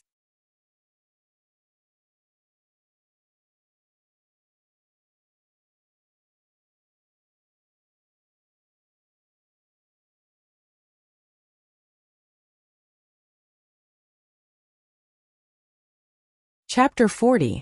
A plan comes to mind. It's fine, Lin Yi said with a relaxed smile. I don't like anesthetics. There'll be side effects. The surgeon was taken aback for a moment, but he nodded. Since Lin Yi insisted, he had no choice but to do as he was told. The surgery wasn't life-threatening, so he wasn't going to force the issue. Young man, you'll have to endure it. The surgeon ordered the nurses to get ready for the surgery. Lin Yi wasn't afraid of pain, but that didn't mean he didn't feel pain. Still, Lin Yi could endure this level of pain. Back then, when he fell from the top of the West Star Mountain, it was much more painful than this. It was the pain of his internal organs being strung together. Young man, how did you get hurt? The surgeon, Sun Weiman, was an experienced surgeon. His medical skills were excellent, but he also had a good eye for people. While Lin Yi had a gunshot wound, he didn't look like the kind of suspect the police would send to them. That was why Sun Weiman took the initiative to talk to him, distract Lin Yi and lessen his pain. In the bank. Got hit by a robber. Lin Yi understood what Sun Weiman was trying to say. Lin Yi's attention wasn't that easy to distract, of course. Lin Yi had been trained since he was young to never let his guard down under any circumstances, and never let his focus get distracted. Oh, I see. When Sun Weiman heard it, it was just as he had guessed. This young man was not a criminal suspect but a victim, so he said frankly, the situation at the time was very tense, right? It's all right, Lin Yi said with a smile. I could have dodged the bullet, but there was a girl behind me. She'd be in trouble if I dodged the bullet, so I had no choice but to take it head-on. Wasn't that a little stupid? Lin Yi had seen similar news reports back in the mountains. People who did good deeds were called idiots, and people who were cold and selfish were called smart. Lin Yi was mocking himself as he spoke. Ah, When Sun Wayman heard that Linny was actually injured like this, he immediately admired this young man in his heart. Young man, you are very great. This wasn't a fool. This was a hero saving a damsel in distress. Did that girl fall in love with you at first sight? After that, I was taken hostage by the robbers. Who knows what she was thinking? Linny smiled bitterly. At that time, she probably didn't think that I was taking the bullet for her. After all, the criminal was shooting at me. That's already very good. Young man, you know how to sacrifice yourself for others. Sun Wayman admired Linny very much. What's your name? Linny, it's on the medical record. Linny said with a smile. I'm sorry. I'm in contact with too many patients every day. I rarely pay attention to these things, Sun Wayman said with embarrassment. The surgery went smoothly. Linny didn't yell or move his legs either, so Wayman was able to finish the surgery in a short amount of time.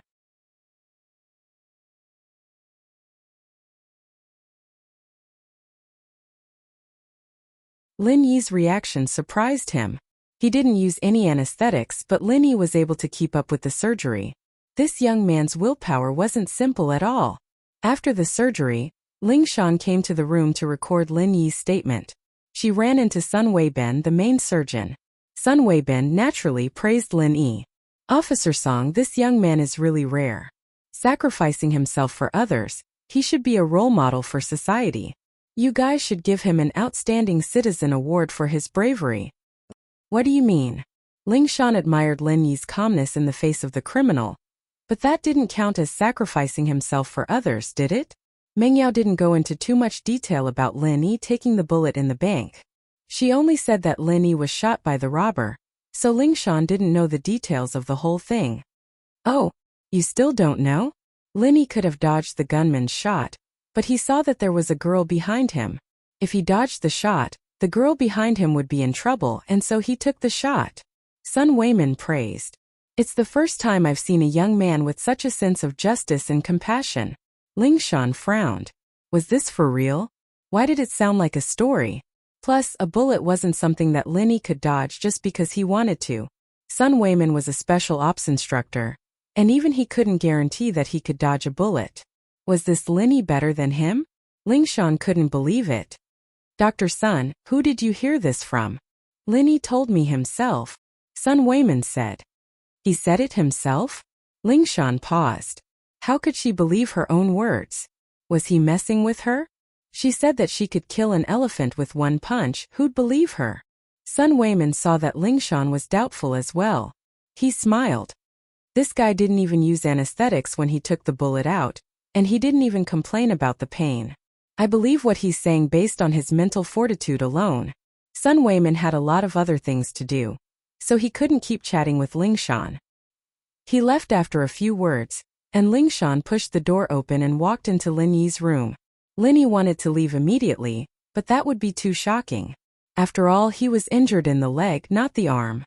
So he pretended to lie down on the bed. Lin Yi, can you take the statement now?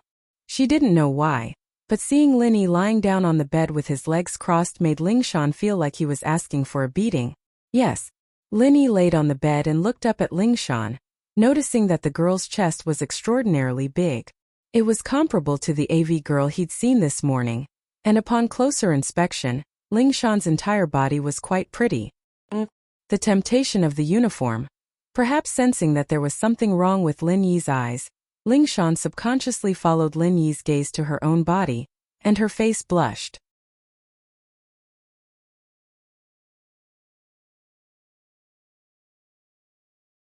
Due to long periods of high-intensity training, Ling Shan's chest had developed exceptionally well.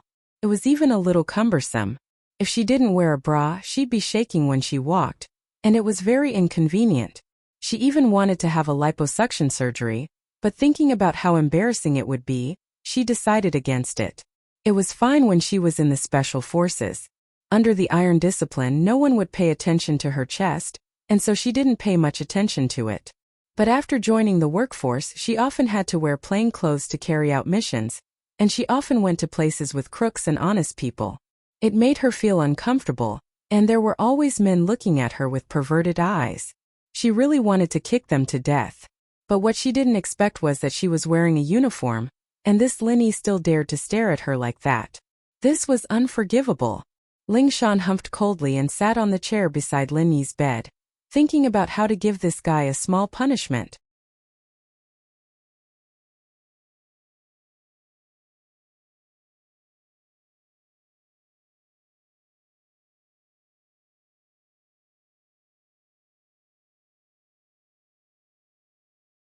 Chapter 41. The legendary Ling Shan smiled mischievously. Linny, where are you hurt? Left leg at the base of the thigh. Linny answered honestly, thinking that this was the content of the statement. Oh, let me see if it's here. Ling Shan pursed her lips as she moved her hand towards Lin Yi's left thigh. It looked like she was inspecting, but she was actually using a lot of strength. Ling Shan's face was flushed red with excitement, as if she could see Linny crying and howling at the top of his lungs. That's what you get for making fun of me. That's what you get for looking at me like a pervert. I'll let you have a taste of my power today. Hiss. Linny took in a cold breath, a weird expression on his face. Was there something wrong with this girl? Was this how she checked someone else's injury? Why was she using so much strength? It was fortunate that he had high endurance, otherwise he'd have screamed out already. Ling Shan was a little disappointed that Linny didn't scream like she'd expected. Could it be that she wasn't using enough strength because she was being nice? And so Ling Shan increased the strength in her hand once more. Hiss. Oh. Linny couldn't hold it in any longer and let out a low growl. What the fuck was this for real? Linny was just about to yell at Ling Shan when a cry came from the door. Fu! Yao Yao, what are they doing? Yushu asked Ming Yao, her face red. Shu, we can't watch anymore. It's not pure anymore. Ming Yao's face was red as well. They're doing something really evil. Oh! Yushu, naturally, wasn't dumb enough to not understand what was going on. Ling Shan, sis is so hot. Doing something like that in the hospital? Could this be the legendary hitting planes? Ling Shan's back was facing the door, and her right hand was rubbing up and down Lin Yi's thigh. Linny looked like he was about to die, and it was inevitable that people would misunderstand. From the back, they couldn't see where Ling Shan's hand was, so it was easy to think that she was helping Linny hit the plane. Ling Shan didn't know what they were talking about at first, but Yushu's words about the legendary hitting planes made her shiver. Looking at the expression on Lin Yi's face, it was hard not to misunderstand. Ling Shan's face went feverish, and she was just about to explain when a cough sounded. It turned out that Faubert had come to Lin Yi's room with Meng Yao and Yushu. Seeing the situation, Faubert couldn't help but cough dryly. Officer Song, Mr. Lin hasn't fully recovered yet, and it's a public place in the hospital. It's not very suitable for him to do other things. I didn't. Ling Shan really didn't know how to explain things to Faubert. Forget it, hurry up and tidy yourself, we'll come in later. Faubert shook his head as he pulled Meng Yao and Yushu out of the room. He thought to himself, am I getting old? Was she unable to keep up with the times?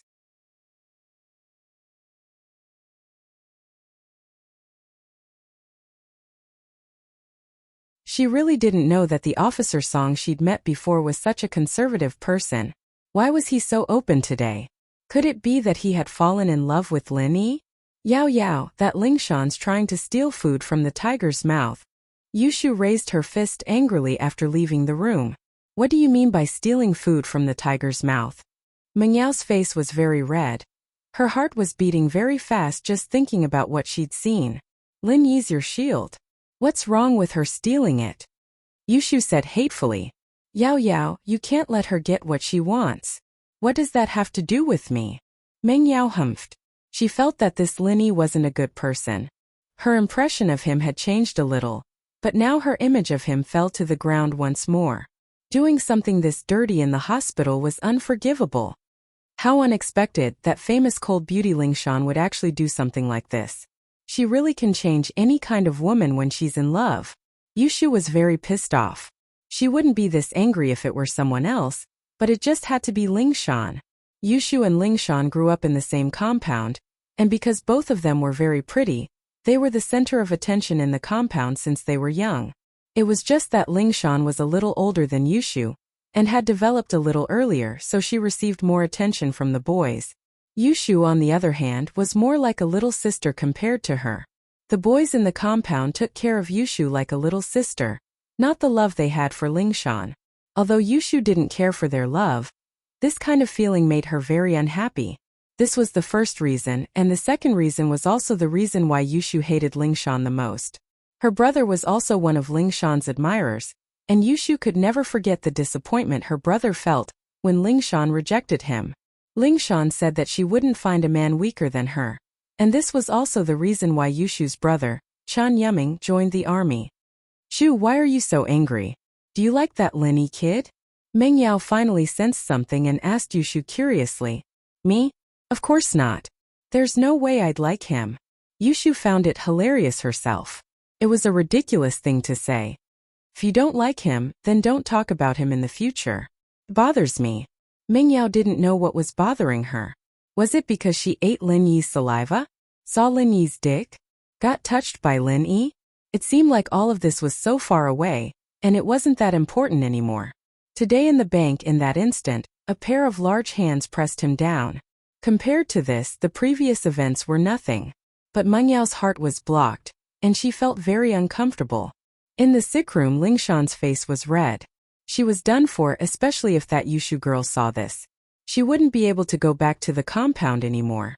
She wouldn't have the face to go back.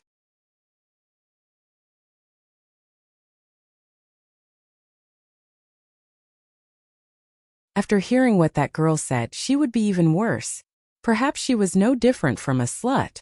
Lingshan really wanted to shoot the culprit in the head when she saw that innocent face on the bed.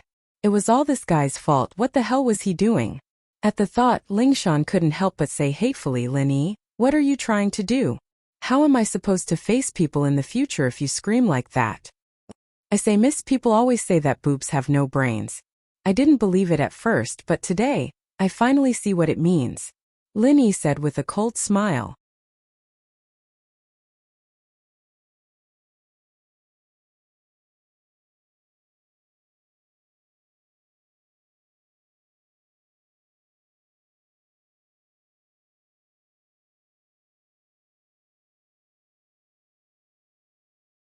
Chapter 42.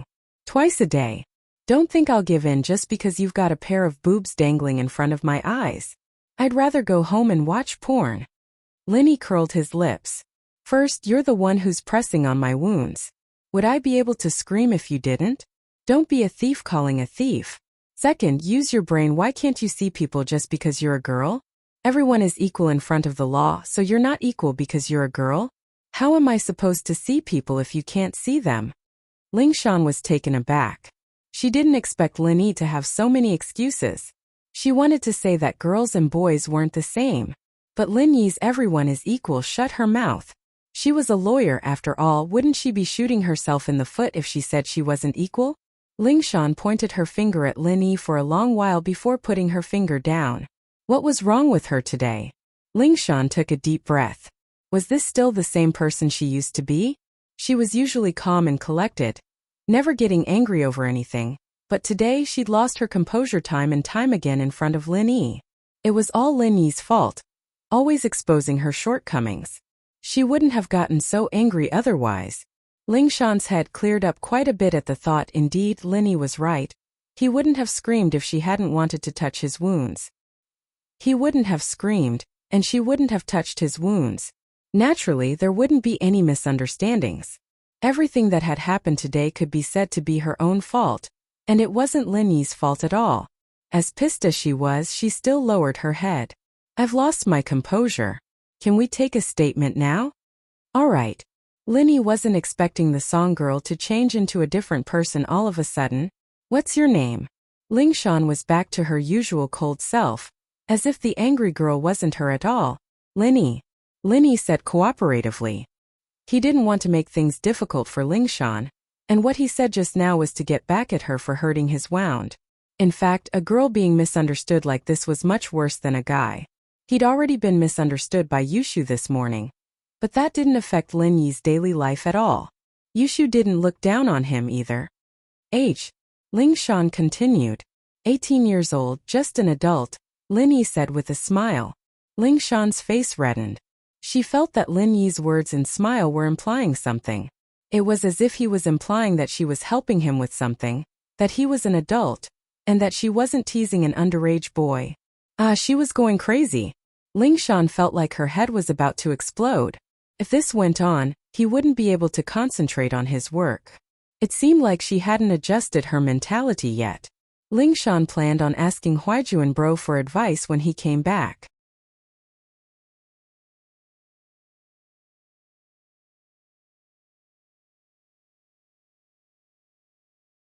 She'd never seen Huaijuan show any emotions on his face before, and it was as if the captain was always calm and collected. Ling Shan admired that. Tell me about the situation at the bank. Ling Shan sighed as she spoke to Lin Yi. After finishing Lin Yi's statement, Ling Shan left the hospital quickly under Faubert, Meng Yao, and Yushu's suspicious and disdainful gazes. Ling Shan felt like a fireball, hot and red at the same time. Mr. Lin, are you alright? Faubert was a little surprised to see Lin Yi able to get up just like that. This gunshot wound would take at least a couple of days, right? I'm fine. Lin Yi shook his head. Wow. Twice a day. Yushu whispered with a mischievous smile as she walked past Lin Yi. Lin Yi paused before realizing what Yushu was talking about. He didn't know whether to laugh or cry. Twice a day. Both times were just misunderstandings. Meng Yao, on the other hand, didn't say anything. She only looked at Lin Yi coldly before pulling Yushu out of the room. That's just how Yao Yao is. Please don't mind her, Mr. Lin. Faubert patted Lin Yi's shoulder after Meng Yao and Yushu left. It's all thanks to you today. When Mr. Chu comes back, I'll definitely ask for a reward for you. No need. Lin Yi smiled. Mr. Chu gave me so much money, naturally I have to be worthy of it. Haha. Faubert laughed happily. No matter what, it's all thanks to you today. Faubert, this isn't as simple as it seems. According to that baldy, someone called Sihua Bro ordered them to do this. Their main motive this time was probably a bank robbery. Kidnapping Meng Yao was the real deal. Lin Yi said. Although I don't know what the mastermind is planning, I think we still need to investigate this. The police force alone isn't enough. Yes, I understand. I'll talk to Mr. Chu about this. Faubert nodded. He was suspicious as well. Why did Meng Yao get kidnapped when Mr. Chu was away? Was there a connection between this and the kidnapping? Lin Yi didn't say much. After all, this was a family matter. He couldn't go overboard. In the parking lot of the hospital, Lin Yi saw Ling Shan driving a police car. Lin Yi smiled at her, but Ling Shan glared at him. She didn't stop the car, but stepped on the gas instead. Lin Yi and Faubert got in the car together. Meng Yao and Yushu were already in the back seat, talking about something.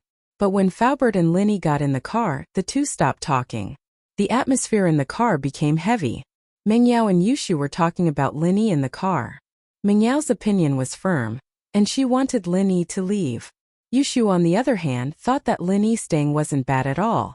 At least he would have breakfast every day. This made Meng Yao furious. Why did he only know how to eat? There were plenty of chefs in the restaurants under her family.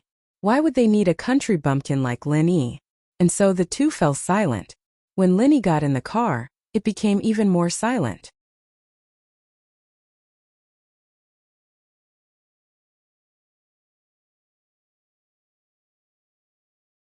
Faubert parked the car in front of Meng Yao's villa. It seemed that Yushu was going to stay with Meng Yao. Faubert didn't even park the car in front of Yushu's house. The three got out of the car and Faubert drove away. He still had to go to the hotel to prepare food for the three kids. Of course, in his eyes, Lin Yi was also a kid. Stop! Meng Yao stopped Lin Yi the moment he stepped into the villa.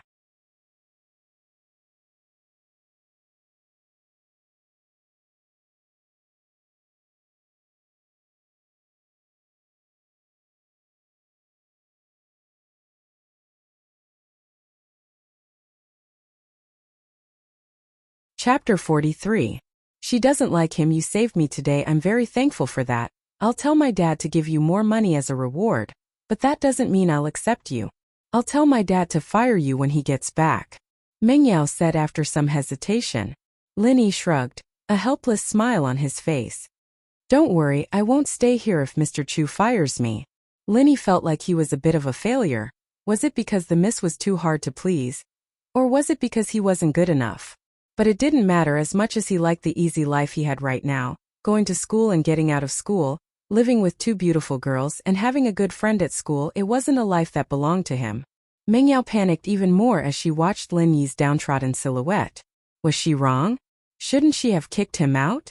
Mingyao's heart wavered for the first time in her life. Lin Yi was the scale that she was supposed to be on. Lin Yi went back to his room and took off his clothes. There was a large patch of blood on his pants, and it looked like he wouldn't be able to wear them anymore. It was such a waste of a good pair of pants. Lin Yi's heart ached a little as he tossed the pants into the trash can in the corner of his room. Lin Yi took out a spare set of school uniform. Lin Yi walked out of his room after changing. Mengyao and Yushu were watching TV on the sofa, and Lin Yi didn't want to disturb them. He sat down on the sofa furthest away from them and started watching cartoons with them. Yushu glanced at Lin Yi before going back to watching cartoons. Mengyao, on the other hand, didn't even look in Lin Yi's direction. Because of the bank robbery, it was already past 9 p.m. when he got home. Although Uncle Fu rushed to the hotel to get the food, it was already 10:30 p.m. by the time it was delivered to the villa. It was already 10:30 p.m. As usual, Faubert left after leaving the food behind. The only difference was that when he left today, he specifically reminded Lin Yi, "Don't forget to check if the door is locked at night. Protect the two girls." "Don't worry, Faubert." Lin Yi gave Faubert a reassuring look. When Lin Yi cultivated at night, he could already replace sleep. However, that was also the time when Lin Yi's spirit and senses were at their sharpest. Even the slightest movement couldn't escape Lin Yi's ears. Therefore, Lin Yi was very confident about the safety of the villa at night. "Oh!" Yushu cheered as she smelled the food. "I'm starving. There's finally food. Yao Yao sis, let's go eat." Mengyao stood up and walked to the kitchen with Yushu. She was a little hungry as well, but there was an indescribable pressure in her heart. She wasn't as lively as Yushu. Yushu couldn't wait to open the sealed container as they sat at the dining table, salivating.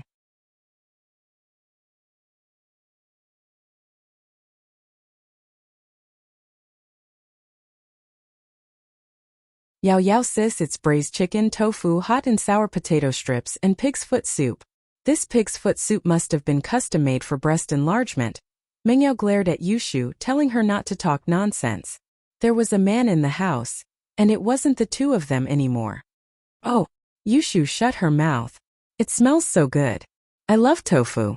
I heard that if you eat too much tofu, your skin will become whiter, just like the tofu beauty in the textbook." Mengyao picked up her chopsticks and put them down again, glancing at Lin Yi on the sofa. He was still watching TV. She didn't know why, but that lonely figure made Mengyao feel very uncomfortable. He was fighting to eat with her yesterday, but he wasn't here today. It must have been because she ate his saliva yesterday. "Call your shield bro over for dinner," Mengyao said to Yushu after some hesitation. "That's your shield bro, alright? I don't need a shield," Yushu said with a smile as she looked at Mengyao, trying to figure out what was going on. "Why'd you call him over for dinner? Let's just ignore him then," Mengyao said coldly, feeling a little nervous under Yushu's pressure. "Oh, I'll go get him then." Yushu smiled and stood up, calling out to Lin Yi in the living room. "Shield bro, it's dinner time. You guys eat first, I'll eat after you guys are done. Mengyao doesn't like me," Lin Yi said gratefully as he looked at Yushu. This girl was really nice to him after all. He didn't make her noodles for nothing. Mengyao's hand shook when she heard Lin Yi's words, and a piece of braised chicken fell onto the table. Mengyao wanted to cry. She was the one who asked Lin Yi to come over for dinner, and this guy was treating Yushu like a kind-hearted person. He even said that she didn't like him. What a waste of my good intentions, Yao Yao said. Yushu was about to say something when Mengyao pulled her back. "Ignore him, let him starve to death," Mengyao said hatefully. She hated him to death. "Ah, but Yao Yao, didn't you say you wanted him to eat with us? Why are you ignoring him now?" Yushu looked at Mengyao strangely. "I changed my mind." Mengyao humphed and hesitated. "Shu, if you like him, then call him over." "Me? But he said that you don't like him," Yushu said innocently. Mengyao wanted to say that she didn't like him, didn't she? But if she said it out loud, wouldn't that make it sound like she liked him? Mengyao's lips twitched. but she didn't say anything in the end. Let's eat. Some time later, if she could go back in time, Mengyao would have stood up and yelled at him without hesitation. I like you, I like you. Come and eat with me. Mengyao didn't hesitate at all when she heard those words from him. But time couldn't be turned back, and it was destined that in the future, Mengyao would spend many sleepless nights hugging the blanket that was soaked in tears.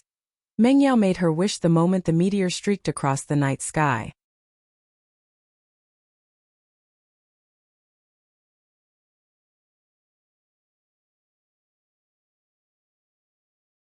But was it really going to work?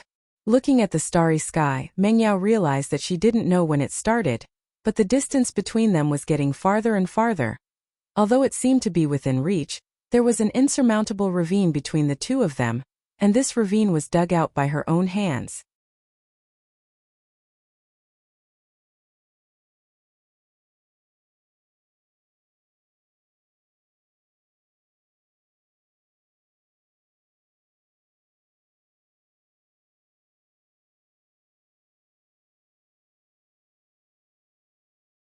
Chapter 44. Let me tell you a secret. After the two girls finished eating, they went upstairs. It was already very late, about 11 o'clock. They still had to go to school tomorrow, so they should rest early at this time. Linny stood up and walked to the dining table, a beautiful smile on his face. He didn't hear what Yushu and Mengyao were talking about, but he saw everything that happened after Yushu told him to eat and sat down at the dining table. The two girls spoke very softly, but they didn't expect Linny to be able to read lips. Linny heard every single word Mengyao said. So the miss was a girl with a sharp tongue, but a soft heart. Linny smiled faintly as he started cleaning up the leftovers.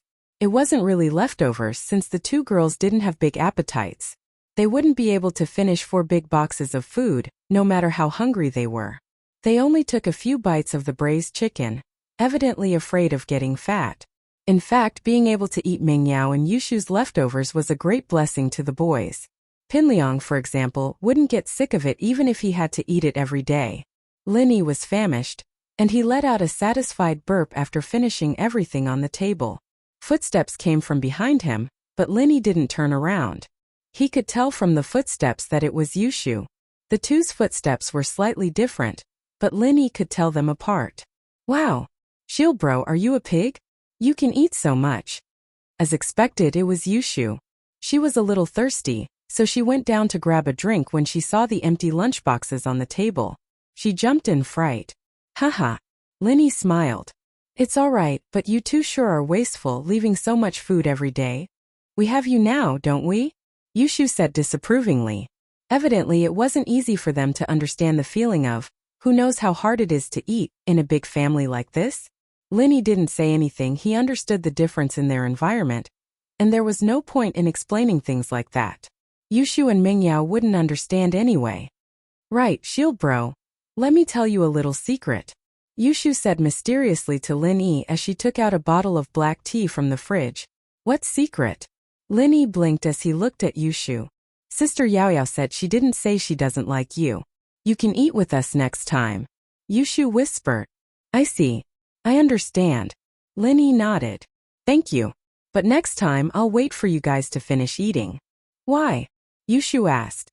I'm afraid it won't be enough for you guys. Linny smiled as he pointed at the empty lunchboxes on the table. Ha! Yushu said with a smile. I'm going upstairs, you rest early too. With that, she made a goodbye gesture and ran up the stairs. Linny shook his head as he watched Yushu's figure disappear. This girl gave him a feeling that he couldn't see through. She looked cute, but she was actually very shrewd.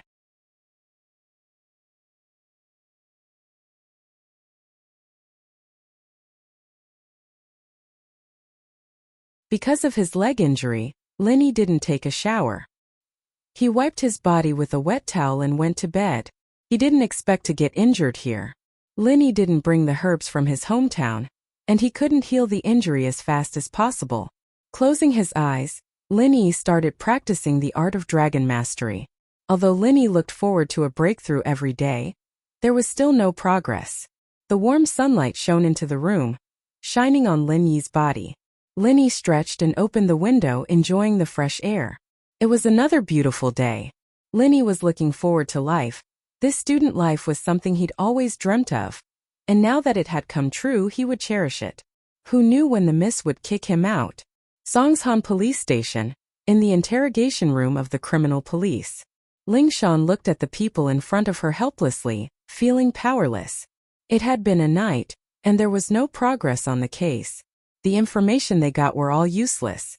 The fake black MPVs with Songshan A74110 plates were all arrested, but they were all people who didn't know anything.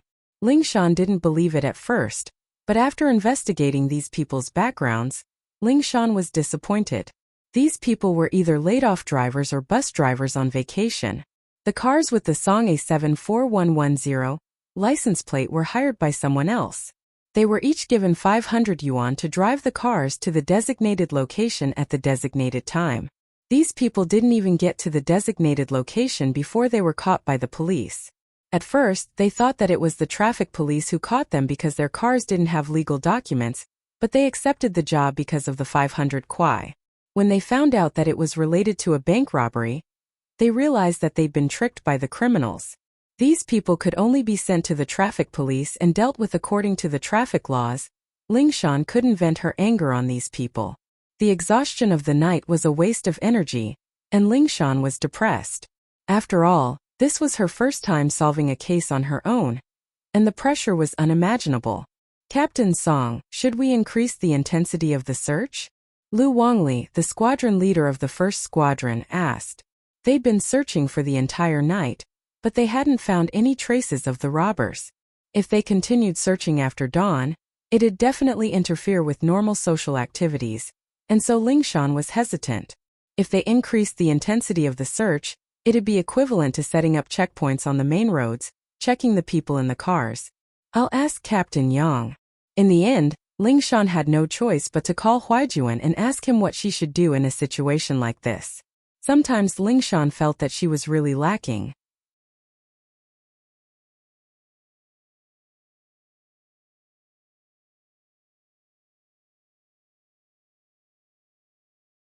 Huaijuan was also a retired soldier, but his observation skills were 100 times sharper than hers. It didn't matter what case it was, it wouldn't be able to escape his meticulous analysis and reasoning. The truth of the case would come to light very soon. But Ling Shan felt that she had too much to learn. This vice captain position. Yes, Linny was right, it really did seem like she'd gotten it through the back door.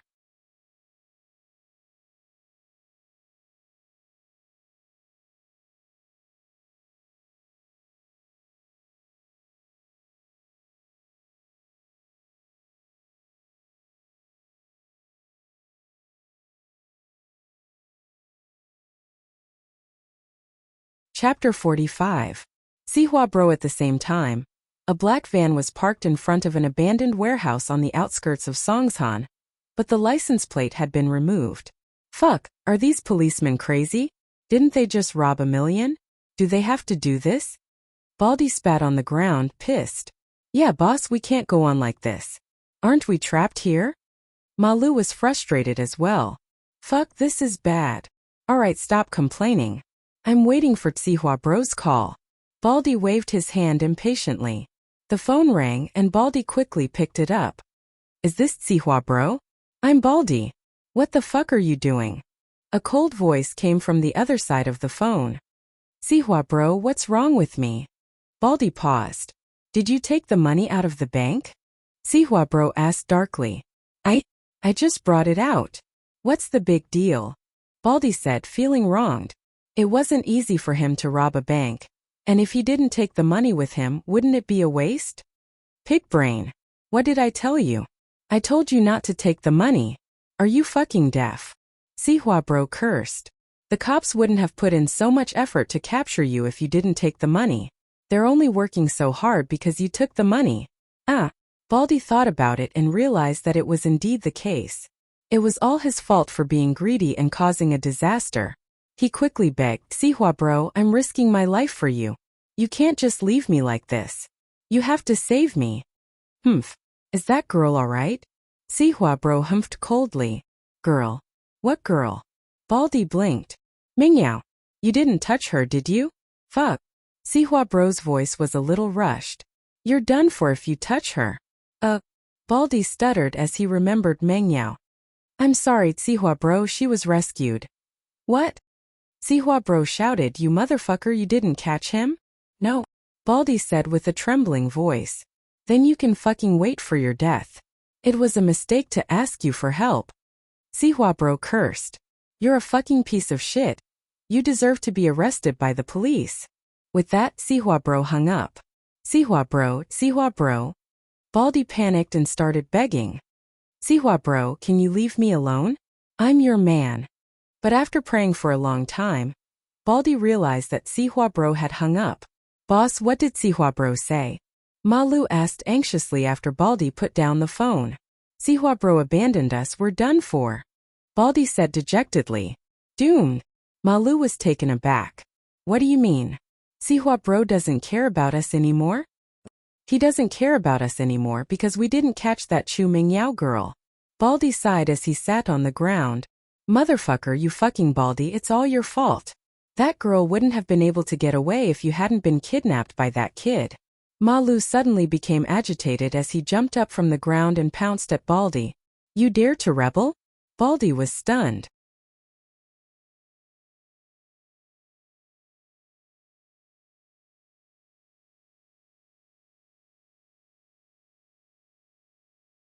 He looked at Malu in disbelief as he punched himself.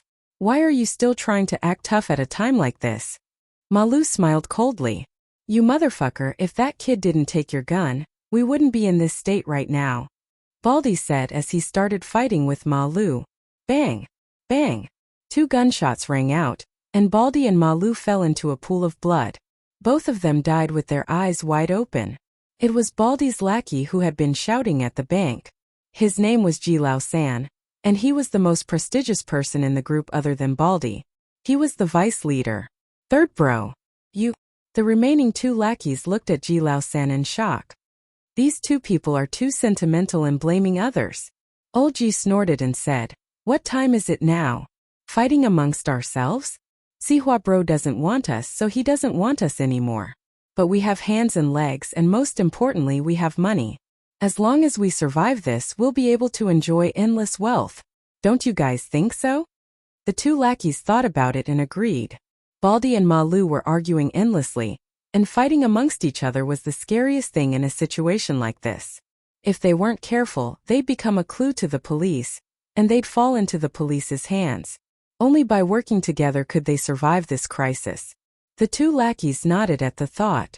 After all, Baldy was dead, and Ji Lao San was now the leader. They could only place their hopes on Ji Lao San if they wanted to be safe. This money is enough for the 3 of us to spend for the rest of our lives. Ji Lao San opened the money pouch, revealing the bundles of banknotes inside. He knew that there was no point in saying anything right now. Money was the only thing that could buy people's hearts.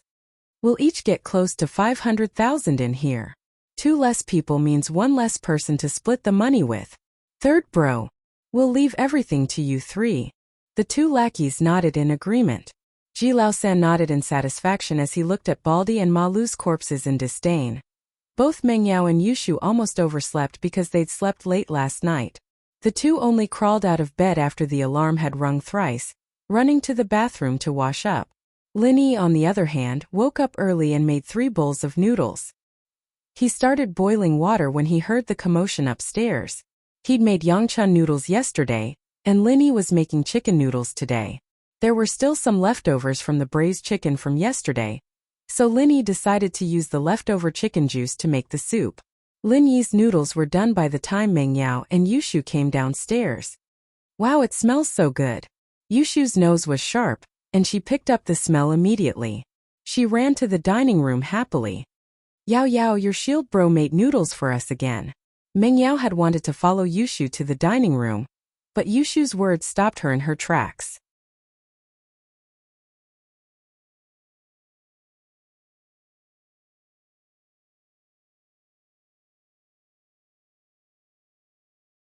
It was Lin Yi's noodle. Should she go? Meng Yao would have turned around and walked away, pretending that she hadn't smelled anything, if it was for the sake of her pride and face. But the smell of the noodles was too tempting.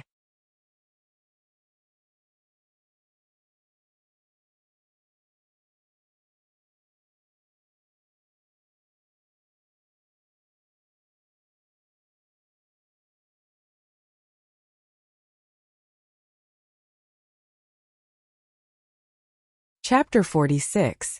Chapter 46. Getting close to the dean. Wow, it smells so good. It's so delicious.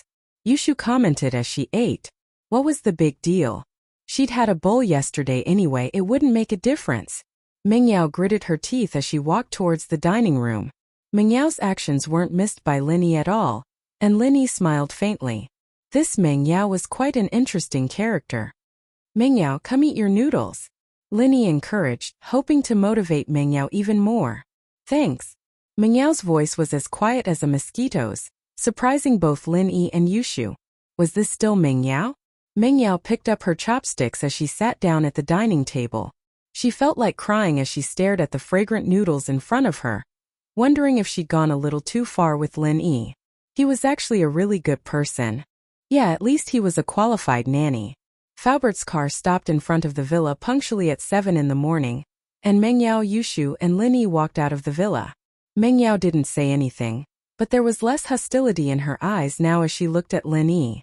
Mr. Lin, according to the doctor's orders, you'll have to go to the hospital to get your bandages changed, Faubert said.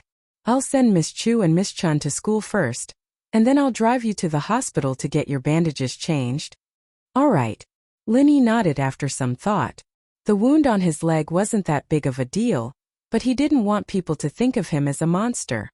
Miss Chu, can you help Mr. Lin apply for leave? Faubert asked in a negotiating tone. Mengyao didn't know what to say. She didn't hate Linny that much anymore, but asking for leave on Lin Yi's behalf. How could she do that? Wouldn't everyone know that she was living with Linny then?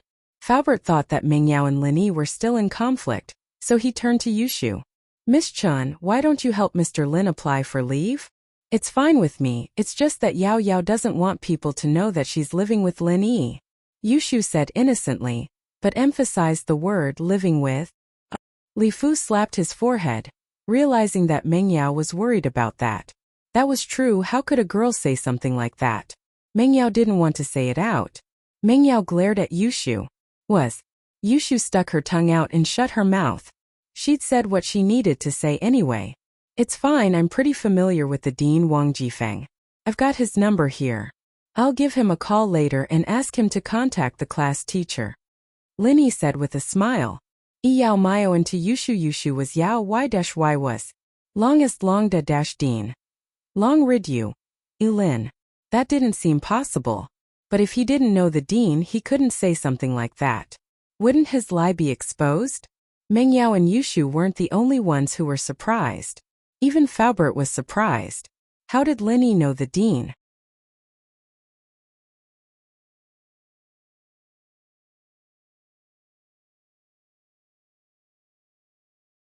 Linny saw through their confusion as well. He turned to Faubert. Faubert, can I borrow your phone for a while? Oh, of course. Faubert said as he handed his phone to Linny. Linny took out a piece of paper from his pocket. There was still some blood on it. He had accidentally stained it yesterday. He dialed the number on the paper, and the call went through after a while. Hello, is this Yushu? Linny asked. Yes. Who is this? Jifeng was busy with his lover. He jumped when the phone rang. He picked it up and saw that it was an unknown number. His tone was a little unfriendly. I'm Linny. Yushu, I hope I didn't disturb you? Linny said with a smile. No. Yushu's heart skipped a beat. His tone became very friendly. Oh, it's Linny. Look, how can I have anything good? Class is about to start. Haha, it's like this. I have something to trouble you with, Yushu. Linny smiled. He didn't expose Yushu's lie. Yushu's tone was very nervous. It was obvious that he was doing something wrong. What is it? Let's hear it. Wang Jifeng secretly sighed in his heart. Sigh, it seems that my weakness has finally been caught. The next day, something came to find me. It's like this. I have something to do this morning, so I might be a little late. Please tell my homeroom teacher and ask for a leave. I'll be there around 10. Linny said. Oh, that's it? Sure, no problem. When Wang Jifeng heard that it was a small matter, he immediately heaved a sigh of relief. Wasn't this easy to settle? It was just a phone call. Thank you, Yushu. I won't disturb you any longer. Please continue. Linny said meaningfully. This kid. Jifeng put down the phone helplessly and went back to his work. Linny, you really know Yushu? And you look really close? Yushu's mouth was wide open as she looked at Linny in disbelief. I just met him yesterday, we just hit it off. Linny, naturally, wasn't going to spill the beans about Wang Jifeng. He gave a vague explanation. Oh, Yushu cheered. That's great. I'll look for you if I need a leave in the future. Linny smiled bitterly as he looked at Li Fu, who didn't have any expression on his face. Li Fu seemed to have run out of ideas on how to deal with the two girls, turning a deaf ear to their plan to skip class. All right. Linny nodded. Li Fu, on the other hand, was re-evaluating Lin Yi. The young man looked like a normal guy, but his wits and bravery were undeniable. From the looks of it, his social skills were quite strong as well. And his ability to pick up girls. Even the police beauty Lingshan Faubert felt a headache coming on at the thought. The two princesses wouldn't fall into his clutches, would they? It seemed like he should find some time to talk to Mr. Chu about Lin Yi. Meng Yao and Yushu got out of the car at the entrance of Songshan's first hospital, and Faubert drove Lin Yi to Songshan's First People's Hospital.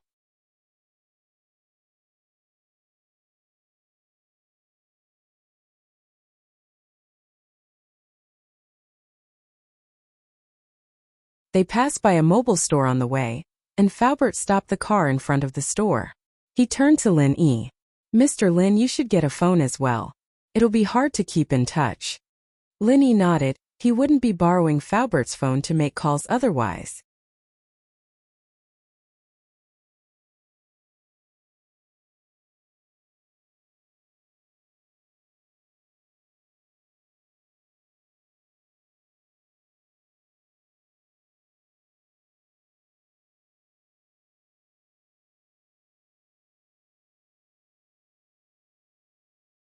Chapter 47. Guanxi and Lin Yi was here to buy a phone, and so he went straight to the counter. Meng Yao and Yushu were both using Nokia E7s, and Lin Yi quite liked them. He picked one up and paid a few thousand kuai for a free phone. Faubert swiped his card before Lin Yi could pay, smiling at Lin Yi. These are daily necessities, we should be the ones providing them. Lin Yi didn't argue with Faubert after hearing that.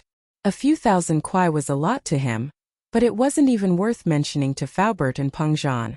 Faubert might be a chauffeur, but a chauffeur holding shares in Peng Zhan Industries wasn't much, but it was enough to show how important Faubert was in Peng Zhan's heart. The traffic on the streets got heavier after the phone was bought, and it was rush hour. Faubert smiled bitterly. Looks like it'll take up a lot of time again. Speaking of which, Mr. Lin, why are you so close with Dean Wang? I talked to him a bit when I went to register yesterday, and we hit it off pretty well.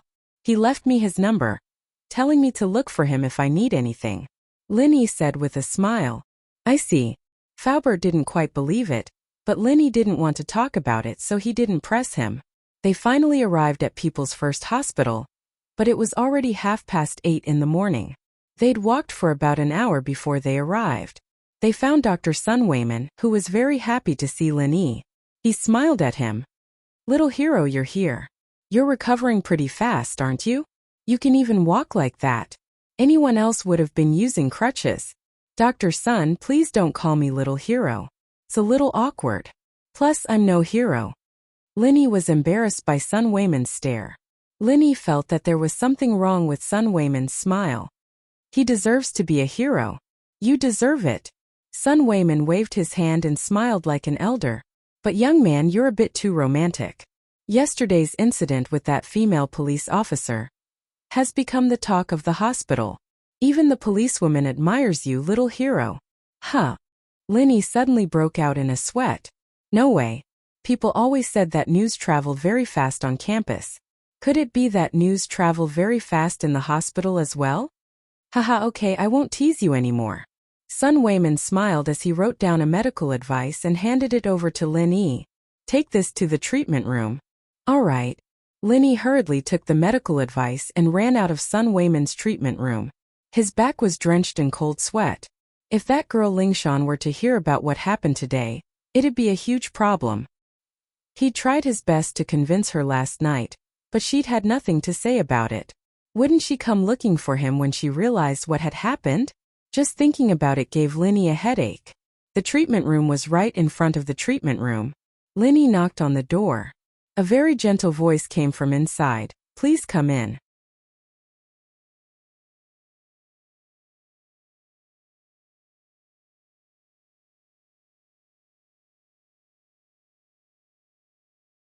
The voice of a beautiful nurse was really nice to hear.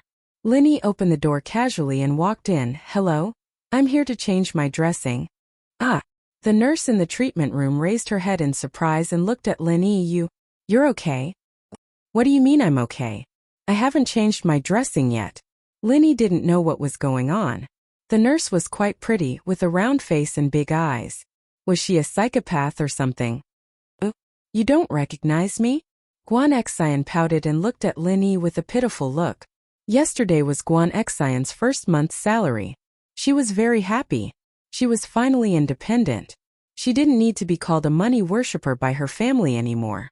In fact, Guan Xian didn't lack money. On the contrary, her family was very rich. But Guan Xian didn't want that. She wanted to work hard and earn her own money. After graduating from medical school, Guan Xian stayed in Songshan's First People's Hospital as a nurse. In fact, in this era of fierce competition, it wasn't easy to be a nurse. Many beautiful girls had to lower their heads to get the job they wanted. But Guan Xian's family background was there. Sleeping with the daughter of a hospital's shareholder? Wouldn't that be suicidal? Who would dare? Guan Xian went to the treatment room under the guidance of the hospital's director. The director let Guan Xian stay there because the director of the surgery department, Sun Weiben, was a very upright person. Otherwise, if there was a scandal of a doctor flirting with a shareholder's daughter, he might as well resign. After work, Guan Xian happily ran to the bank to withdraw her salary and enjoy the joy of making money. Due to the special nature of the nursing profession, almost all banks were closed after work. Guan Xian had no choice but to walk a long way to the only bank that was open 24 hours. She didn't think that she'd run into a bank robbery. When the robbers barged into the bank and started shooting, Guan Xian's mind went blank. She followed what everyone else was doing and squatted on the ground with the rest of the crowd. Originally, he thought that after this period of time, he would wait for the robbers to steal the money and leave, but he did not expect the police to surround the bank. The robbers had to find a hostage as a bargaining chip with the police. When the robbers walked towards her, Guan Xian was very scared. She was afraid that the robbers would choose her. She didn't expect that the robbers would choose a girl not far from her who looked about the same age as her. What surprised Guan Xian was that the boy in front of her suddenly stood up and volunteered to be the robbers' hostage. Many people wouldn't even be able to hide in a situation like this. Who would volunteer to be the robbers' hostage? Guan Xian admired the boy's bravery. But the robbers didn't hold back and shot at him. Guan Xian's heart almost jumped out of her chest.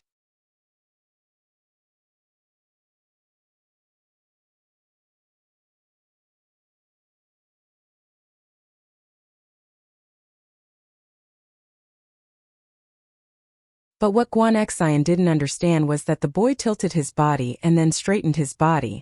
Why did he do that in a situation like this? Guan Xian didn't have time to think as the gunshot sounded. The boy was shot, but he didn't make a sound as he silently endured the bullet hitting his leg.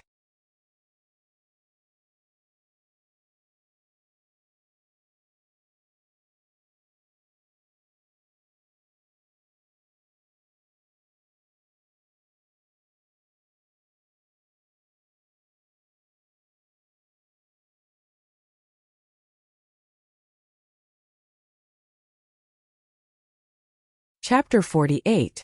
An ambiguous moment. Guan Xian overheard all the doctors and nurses talking about a man named Lin Yi.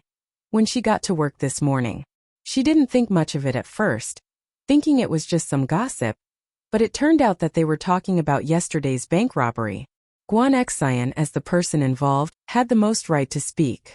Everyone went into an uproar when she said that the young man in front of her stood up and offered to be a hostage. So it was all true. That young man from yesterday was a hero. Sun Weiman had told everyone about it, but the police didn't disclose the details, so most people thought that Linny was just bragging to Sun Weiman. But now that Guan Xian had seen it with her own eyes, Linny really was a little hero. What? He came to the hospital for treatment yesterday? That means he's out of the robber's control. Guan Exine was overjoyed at Sun Weiman's words, as if a heavy stone had been lifted from her heart. She hadn't slept well the night before because she was worried about Lin Yi and that girl, but now she could finally relax. That's right. Sun Weiman smiled. Lin Yi, he's not simple at all. But Exine, you're really lucky. Lin Yi said yesterday that he could have dodged the bullet when the gunman opened fire, but he saw that there was a girl behind him. If he dodged, the bullet would have hit the girl, so he took the bullet head-on instead. And that lucky girl seems to be you. Ah, so that's what happened. Guan Exine's mouth was wide open. No wonder he leaned to the side and straightened his body. He was afraid of hurting her. Haha, Exine, Lin Yi has to come to the hospital to change his bandages later. I'll tell him to go find you. Sun Weiman smiled. Sun Weiman didn't know Guan Exine's real identity, but the dean had told him that Guan Exine was sent here by someone important, and that he should take care of her. Sun Weiman had always been a very modest person. He did not need the director to greet him. He was very kind to the people in the department, especially the young people. He would try his best to give them advice and would never hide anything. Guan Exine's face reddened. A hero saving a damsel in distress like this was bound to make people think too much, especially in such a dramatic way. After Lin Yi was injured, he went to the hospital where she was treated. Lin Yi looked at the attractive nurse in front of him. He felt that she looked familiar, but he didn't know where he had seen her before. However, her words, "Don't you recognize me?" made Lin Yi's hair stand on end. Why do I feel like a heartless man who cheated a girl of her feelings? You are? Lin Yi looked at the girl in front of him suspiciously. He wanted to find some clues from her big bright eyes, but unfortunately, Lin Yi still couldn't remember who she was. It was no wonder. She was just a passerby that Lin Yi met yesterday.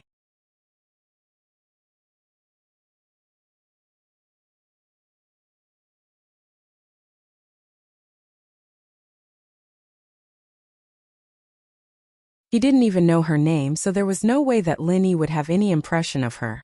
Thank you for blocking the bullet for me yesterday. Guan Exine was a bit disappointed that Lin Yi didn't recognize her. She took the initiative to tell him how they met. Ah, it's you. Lin Yi finally remembered who the girl in front of him was. She was the girl behind him at the bank yesterday. You remember? Guan Exine was a bit happy that Lin Yi remembered her. Actually, the robber was going to shoot me yesterday. I can't hurt others just because I dodged the bullet, so you don't need to thank me. Lin Yi explained. You don't need to feel bad about it. Oh. Guan Exine didn't know what to say after hearing Lin Yi's words. She nodded and the atmosphere became a bit awkward. All right. Help me change the bandages. Lin Yi smiled. Nice to meet you, pretty nurse. I'm Guan Exine. Guan Exine was amused by Lin Yi. She took the medical order from Lin Yi and started preparing the medicine. When she was done, she saw that Lin Yi was still standing there. She couldn't help but laugh. What are you doing? Hurry up and take off your pants. Guan Exine's face reddened involuntarily after she said that. This was actually the first time Guan Exine had to deal with a man's wound. In the past, Sun Weiman would always hand it over to the married female nurses in the department. These young nurses would usually take care of superficial wounds on the hands and feet. But today's situation was different. Lin Yi was Guan Exine's savior, and Sun Weiman wanted to hand Lin Yi over to Guan Exine. Guan Exine didn't object to it, and so the matter was settled. That's not too good. Lin Yi was starting to feel a bit embarrassed. He hadn't even taken off his pants yesterday, and there was already a rumor going around with Ling Shan. If he took his pants off today, wouldn't it be even worse? Guan Exine didn't feel embarrassed when she saw a man like Lin Yi acting coy. Instead, she found it funny. I'm a nurse, what are you doing behind my back? You know, patients have no privacy in front of a doctor. Be a good boy and take off your pants. Guan Exine felt her face heat up. Why did she feel like a perverted sister trying to kidnap a little boy? Lin Yi sweated profusely, but after thinking it over, Guan Exine was a nurse. It shouldn't be a big deal if he took off his pants in front of her. He unbuckled his belt and took off his pants before sitting down on a chair. That's my chair, but you can take it. Guan Exine was a little embarrassed when she saw Li Yi sitting on her office chair with only his underwear on. She thought about it and decided that it was fine. Lin Yi, on the other hand, was a little apologetic. I didn't know this was your chair. Do you want me to switch? Forget it, your leg's injured. Don't switch it around, Guan Exine said as she squatted down and started examining the bandages on Lin Yi's leg.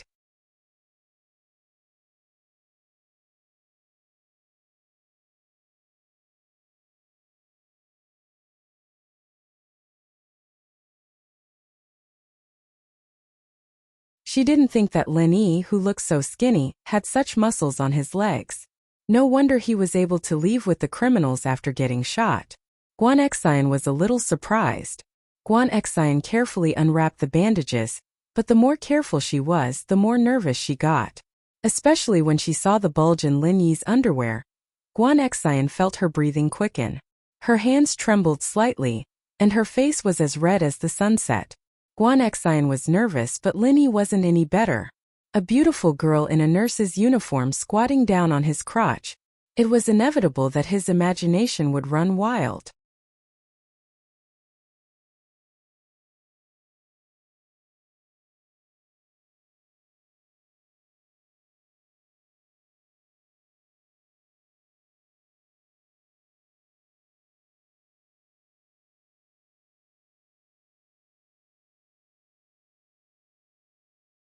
Chapter 49. Find me tomorrow. Guan Exine was feeling the warmth of Guan Exine's hand. She'd accidentally touched Lin Yi, so she couldn't help but lower her head in embarrassment. She didn't want Lin Yi to see the look on her face, and that was when tragedy struck. Guan Exine couldn't help but cry out as she stood up, but she was too embarrassed to even lift her head up. Lin Yi looked at Guan Exine's face helplessly. Who told you to touch him?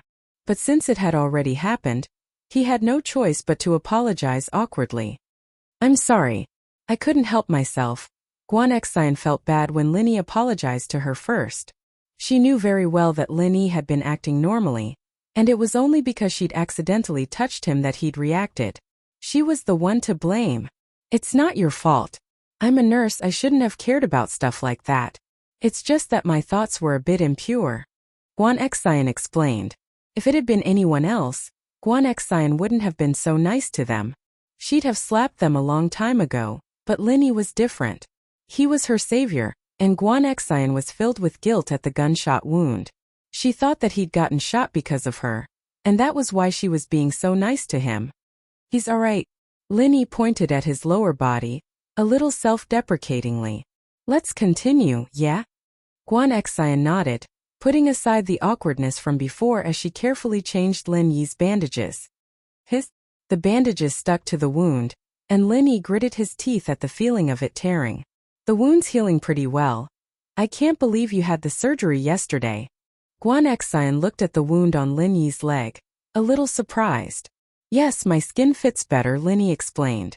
He definitely couldn't tell her that it was because he practiced the art of dragon mastery. Both of them looked a little awkward after the medicine was changed, but it was Guan Exine who smiled generously. You can come back in 3 days. Just come find me.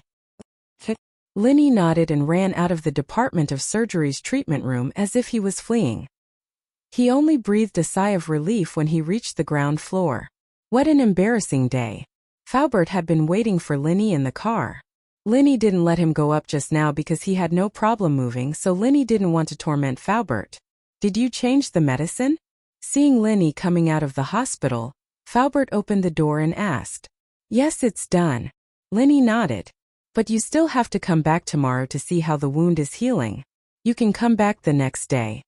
Guan Exine actually wanted Lin Yi to come back the day after tomorrow since she was off work the next day. But she was afraid that Lin Yi's wound would change again. That was why she wanted him to see how it was healing first. Lin Yi remembered the awkwardness of changing the medicine, and he didn't want to do it a second time. It wasn't a good feeling to see but not touch.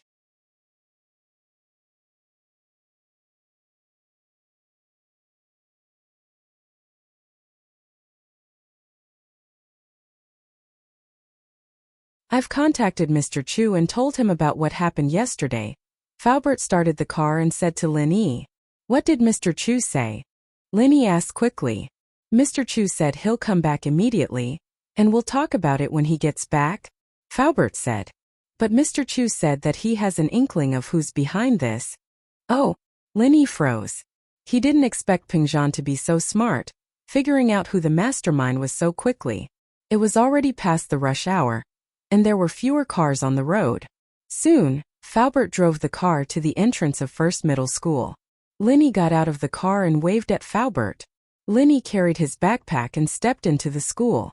The field was empty, and there were only a few students playing basketball. Evidently, they were the bad students who didn't go to class normally. Bang! A basketball rolled towards Lin Yi. Hey kid, throw the basketball over here. A student with long hair and a black shirt shouted at Lin Yi. Lin Yi was in a hurry to go to class, so where would he find the time to pick up the ball? Moreover, the basketball didn't just reach Lin Yi's feet, but there was a certain distance between it and Lin Yi's feet. Motherfucker! I'm talking to you, didn't you hear me? Zhou Ruoming was immediately displeased. In this school, was there a student who dared to disobey him? Lin Yi heard Zhou Ruoming's curses, and he couldn't help but frown. Although Lin Yi didn't know who his parents were since he was young, it was still very displeasing to hear such insults. Lin Yi slowly turned around to look at Ruoming, pointing at him before pointing at himself. Were you talking about me?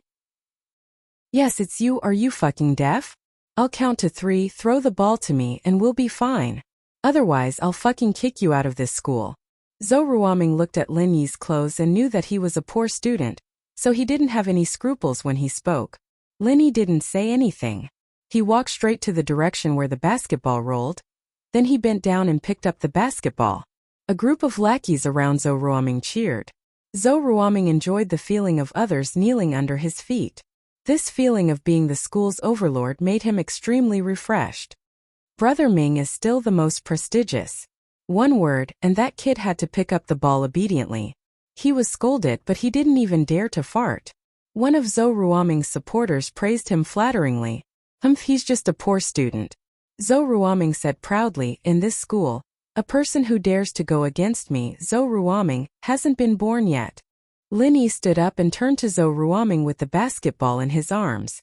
Zhou Ruoming made a posture of getting ready to catch the ball, and signaled Lin Yi to throw the basketball over. Lin Yi looked at Zhou Ruoming's flashy look, and a slight curve appeared at the corner of his mouth.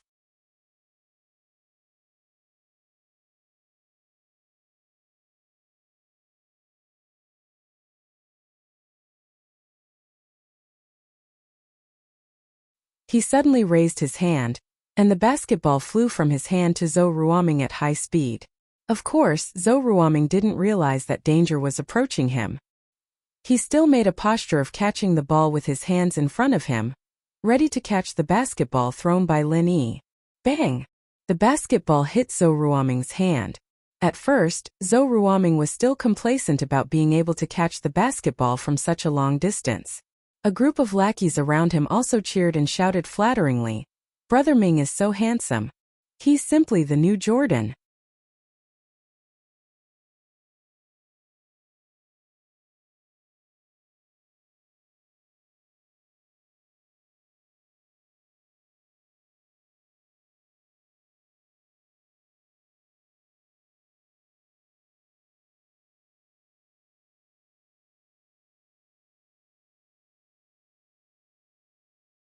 Chapter 50. A Murder Caused by a Basketball Part 1. Ouch! Zhou Ruoming howled in pain. His wrist had been dislocated, and the ball had gone through his hands, heading straight for his face. Bang! Another loud sound. Zhou Ruoming didn't even have time to scream before he fell to the ground with blood spurting out of his nose. His blood formed a rainbow in the air, a cold beauty to it. Ruoming fainted from the slap, and his lackeys who were playing with him were dumbfounded as well. Was this still a basketball game? It was like a cannonball. Lin Yi looked at the culprit again, as if nothing had happened. He dusted his hands off and continued on his way to the school building. Lin Yi sneered inwardly. Trying to act cool? That's the least I can do. If there's a next time, I'll beat you until you can't even take care of yourself. That kid hit Ming bro. We can't let him get away. Someone called out, and Ruoming's lackeys snapped back to their senses. All of them turned to look at Lin Yi, who wasn't too far away. Lin Yi turned around impatiently when he heard the yell. He swept a cold glance over them, sneered, and continued walking towards the building. Everyone shuddered when Lin Yi's cold gaze swept over them.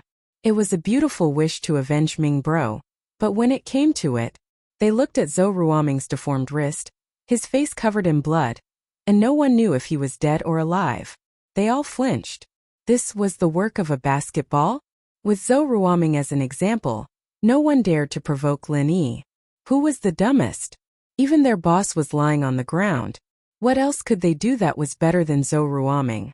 The group of people lowered their heads. The subordinate who had shouted earlier also shut his mouth. Everyone hurriedly carried Zhou Ruoming and rushed to the school hospital. Pinliang didn't go to school today. He called up one of his father's underlings, Heibao Bro. Heibao Bro was part of the underworld in Songshan, and he was in charge of his father's nightclub, Golden Age. Pinliang had asked him to teach Lin Yi a lesson, but Heibao Bro hadn't thought much of it at first. It was just a student after all. There was no need for him to do it himself. He'd just send a few of his lackeys and they'd be able to take care of it. Pinliang's group couldn't even handle a student, and he was quite disdainful of them. However, he didn't say it out loud because of Pinliang's father. After all, he was the young master of the corporation. Brother Heibao was not stupid. Why would he offend him for no reason? However, he still couldn't let go of his pride to deal with a little cub.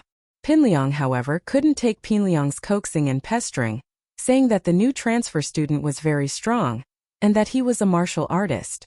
Heibao Bro had no choice but to bring his men to take a look. He'd finally gotten Heibao Bro's help, and Pinliang was filled with joy. Heibao Bro was famous for his fighting prowess.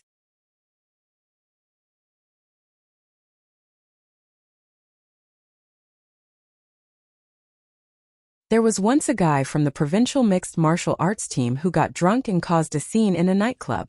Many security guards couldn't do anything to him, but Heibao Bro had taken that professional out in just a few rounds.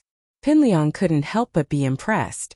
As far as he was concerned, as long as Heibao Bro was involved, that Lin Yi kid could eat shit today.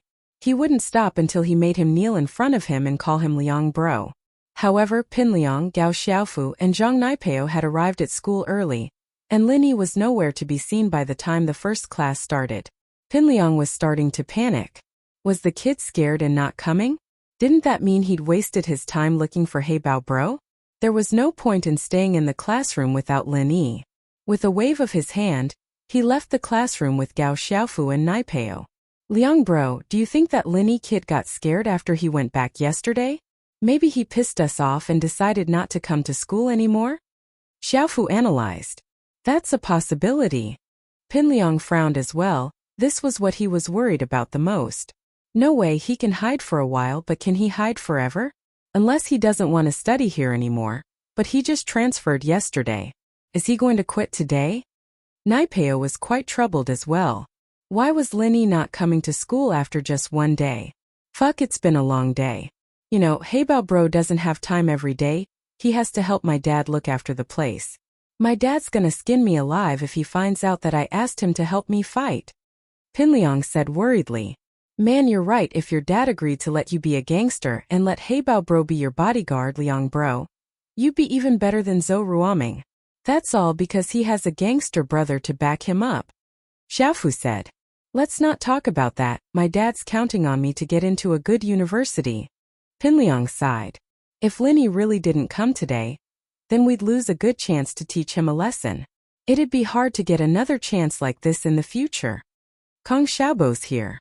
Should we get Heibao Bro to teach him a lesson? Naipeo was still holding a grudge against Kong Xiaobo for kicking him yesterday. Fuck you, motherfucker. Kong Xiaobo doesn't need Heibao Bro to do anything. We'll beat him up with just a few of us. Xiaofu rolled his eyes. Can't you come up with any good ideas? Me? Come up with something good then. Naipeo said, a little pissed off. Alright, you two, stop arguing.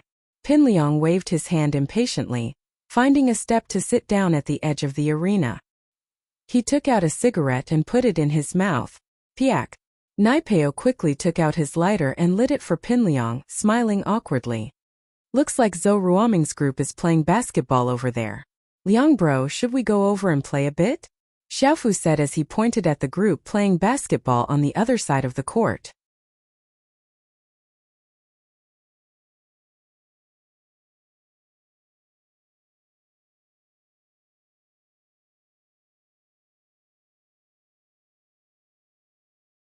Not interested.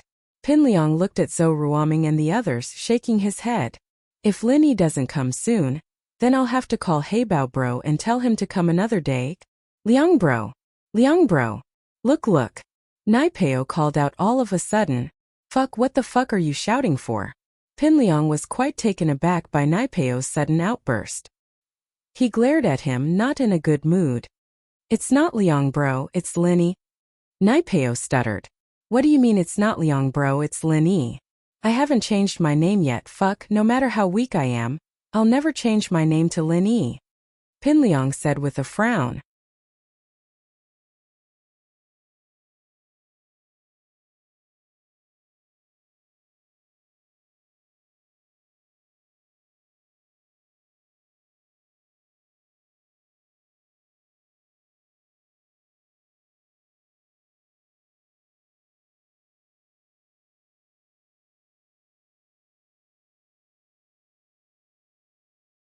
Chapter 51. A Basketball Case Part 2. What? Linny? He's here? Where is he? Pinliang was startled as well, raising his head to look in the direction Naipeo was pointing at. As expected, Linny was walking in leisurely in his school uniform, his bag slung over his shoulder. Fuck, this guy's pretty relaxed. Naipeo wasn't very happy looking at Linny's carefree face. He'd almost gotten a concussion from the guy yesterday, and he still had a bump on his head and a couple of band-aids on his face. Just thinking about it pissed him off. Liang bro, should we go over? Xiaofu said subconsciously. Go over? Why the hell would we go over? You think you can beat him? Pinliang said as he looked at Xiaofu. Did Linny think he was that good at fighting? Wasn't he the same as yesterday? Xiaofu reacted immediately. The three of them had been beaten to a pulp by Linny yesterday, and going over now was just asking for trouble. He shrunk his head and looked at Linny helplessly. Pinliang and the other two were still pissed off when they saw Zhou Ruoming stop Linny and let him pick up the ball. They stared at Linny as if they were watching a good show. Ha, this is great. Someone's going to take care of Linny for us, Xiaofu said as he watched the situation unfold. Zhou Ruoming was a ruthless man, especially with a gangster brother. If Linny were to get into a conflict with him, he wouldn't even need to go after Linny. Zhou Ruoming would be the one to kill him. With Linny's personality, there's no way he'd let him pick up the ball. Naipeo said proudly, Zhou Ruoming's pretty good at fighting, this is going to be a good show. Pinliang, on the other hand, was quite interested in the conflict between Linny and Zhou Ruoming. If it was as Naipeo said, then it'd be nice to let Zhou Ruoming beat up Linny first. It can't be, right? When did Linny become so weak? Gao Xiaofu's jaw dropped when he saw Linny walk over to pick up the ball. Was this still the same Linny from yesterday? Yesterday's Linny wasn't like this? Could it be his twin brother? This Linny is infuriating. Pinliang clenched his fists. He's such a pushover. He's so obedient in front of Zhou Ruoming. Is he looking down on me? I swear to kill him. Naipeo and Xiaofu were pissed as well. This was a provocation. A naked provocation. Were they any worse than Zhou Ruoming and the others? While the three of them were still angry, a dramatic scene happened. Linny threw the basketball, and it hit Zhou Ruoming's hand. It went through his hand and hit his face.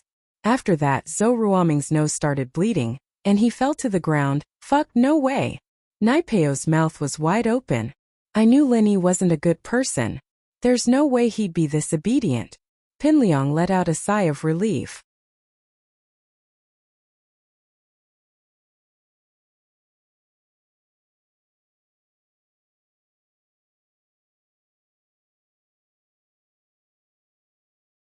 To be honest, he was pissed that Linny had lowered his head to Zhou Ruoming, and now that he'd seen Zhou Ruoming fall to Linny like he had yesterday, he was finally able to vent his frustration. Zhou Ruoming wasn't even as good as he was yesterday. Zhou Ruoming's really unlucky this time. Fuck, who told him to piss off that Linny kid? He's a fucking lunatic. Xiaofu couldn't help but gloat at Lin Yi's actions on the balcony yesterday. Looks like only Heibao bro can take him on. We're not his match at all. Pinliang was still a little pissed off yesterday, thinking that Lin Yi had only beaten the three of them because of the element of surprise, but today they realized just how terrifying Lin Yi was. He was super strong, and he'd been able to knock Zhou Ruoming out with a basketball from so far away. That's true. Naipeo nodded in agreement. Looks like we shouldn't mess with this guy, he's a violent maniac. Lin Yi naturally didn't know that the guy he just hit was Zhou Ruoming, one of the big four. But he wouldn't hold back even if he did. Big four? I'll turn you into a big four. Lin Yi came to Class 5's classroom and knocked on the door. Come in. The homeroom teacher, Miss Lu's voice came from inside. It was her math class. Miss Lu, something came up at home. Sorry I'm late. Lin Yi said politely as he pushed the door open. He'd already spoken to the dean, but he didn't want to use that relationship to pressure the teacher. After all, he still had to work under the teacher in the future. Miss Lu had already received the dean's instructions this morning, so she didn't say anything. She only nodded. All right, come in. Lin Yi walked into the classroom obediently and went back to his seat. Yushu looked at Lin Yi shocked. She turned to Mingyao. Yao Yao, why do I feel like he's not hurt? His leg was shot. How can he walk so fast? Who knows? Mingyao glanced at Lin Yi and curled her lips. Maybe he's just happy with his love life. Mingyao didn't know why, but she remembered the scene between Lingshan and Lin Yi in the hospital yesterday. Lingshan, that little vixen. I thought she was all high and mighty. Yushu said angrily as she recalled the scene yesterday. She was even more upset that her brother would like a woman like that. Although in Yushu's eyes Lin Yi was still passable, he was a handsome and capable man. But he couldn't compare to her brother. She couldn't let go of the fact that Lingshan liked Lin Yi. Lin Yi, naturally, didn't know that the two girls in front of him were talking about him. Lin Yi took out his math textbook and flipped to the page where the teacher was revising. He listened to the class quietly. All the classes had ended, and the only thing he had to do now was to revise what he'd learned in the past.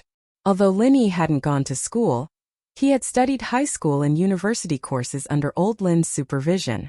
He didn't feel tired at all when listening to Miss Lu.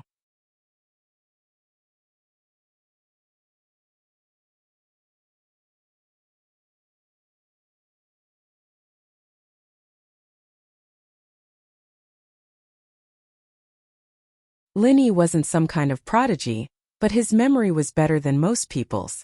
Plus, the internet was so advanced that all sorts of materials and courses could be downloaded. It wasn't hard for him to study on his own. Looking at Pinliang, Xiaofu and Naipeo's seats, Lin Yi realized that they weren't in the classroom. Could it be that they were too heavily injured and couldn't come? But Lin Yi didn't care if they lived or died. Let them be. It was better if they didn't come if they wanted to. It'd be better if they didn't come.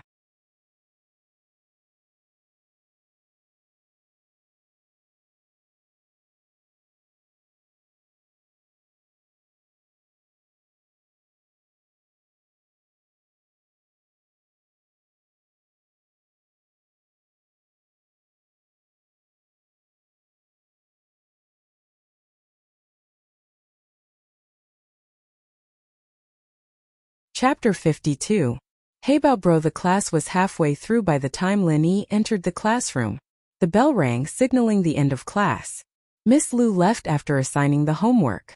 Kong Xiaobo turned around to look at Lin Yi a little grumpy. I say, boss, you scared me. I thought you weren't coming today. What?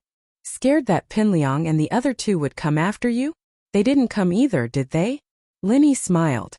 It was true that Kong Xiaobo wouldn't be able to handle Pinliang's group alone. It was normal for him to be worried. Why didn't they come? They came this morning, and Zhang Naipeo still had a band-aid on his face. Kong Xiaobo said, but I don't know why, but they left after one round. Did they leave because you weren't here? Oh, they're here? This was out of Lin Yi's expectations, but whether they came or not didn't matter to Lin Yi. Let them be. That's true. They're no match for you, boss, but I'm afraid they'll find someone to help them. Kong Xiaobo said worriedly. Find someone? What do you mean? Lin Yi didn't understand Kong Xiaobo's words. If they can't beat them themselves, They'll find someone from the underworld to help them. Kong Xiaobo explained. You have to be careful, boss. They have connections with people from the underworld. Lin Yi frowned. As far as he was concerned, Pin Liang was still a student, no matter how cocky he was. His way of dealing with people was limited to the school's way of doing things. He didn't expect Kong Xiaobo to be saying that these people had connections with people from the underworld, and that they'd need help if they couldn't beat them. Of course, one of the big four, Zhou Ruoming, has a brother in the underworld. Kong Xiaobo said. Last time when he fought with the boss of number 2 middle school, he asked his brother to come. Oh, his older brother was bare-chested, very tough, and had tattoos on his body. His underlings were all holding steel pipes and knives in their hands. Before the fight even started, the boss of second high was already scared shitless, kneeling on the ground and begging for mercy. The more Lin Yi listened, the more he frowned. He didn't expect these students to be so arrogant. This was somewhat beyond his expectations. Was his lesson yesterday too light? Let's go to the bathroom. Let's talk on the way, Kong Xiaobo said to Lin Yi as he stood up. He and Lin Yi were sitting at the back of the class, so he waited until almost everyone had left before he stood up and walked out of the classroom. What's the content of our school's break? Lin Yi asked. Pin Liang had called him to the washroom yesterday, so he didn't participate. You didn't go yesterday? Oh, I don't think I saw you yesterday, Kong Xiaobo said after some thought. It's a set of radio sports the school created. It's easy, you can learn it in one go. There's a PE teacher leading the way. Kong Xiaobo and Lin Yi quickly went to their seats after leaving the classroom.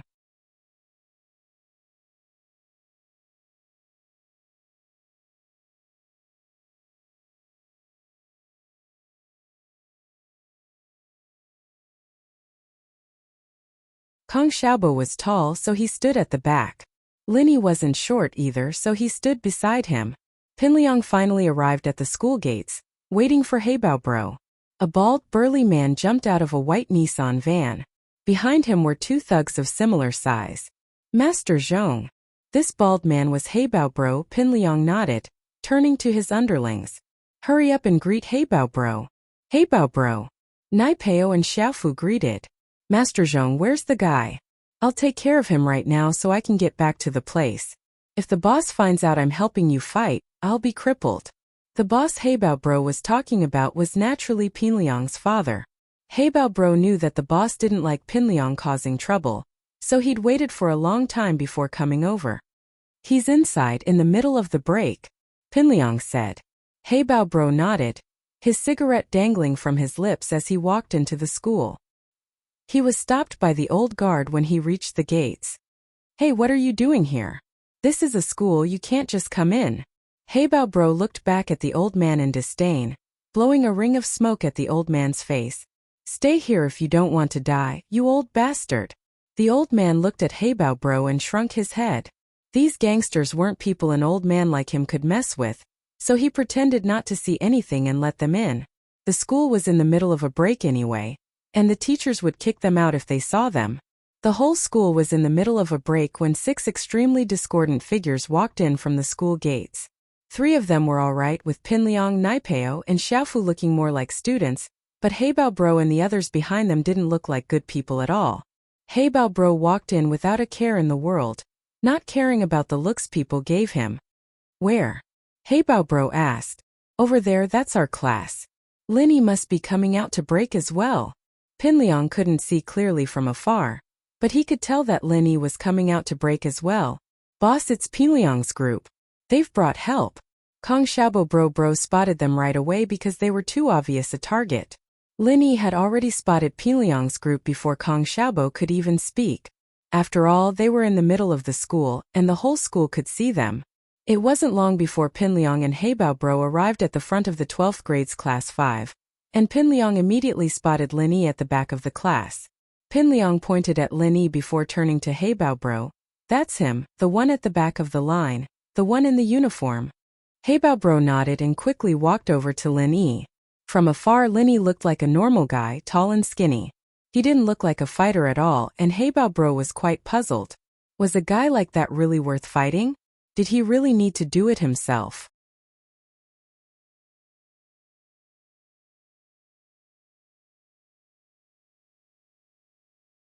Other than his good looks, Heibao Bro didn't see any good points in Lin Yi.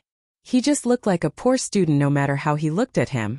He didn't look like he could fight at all. But since the young master had given him the order, Heibao Bro decided to end the fight as soon as possible so he could return to the nightclub. "You're Lin Yi." Heibao Bro walked up to Lin Yi, biting on his cigarette as he looked at Lin Yi from the corner of his eyes. "Yes."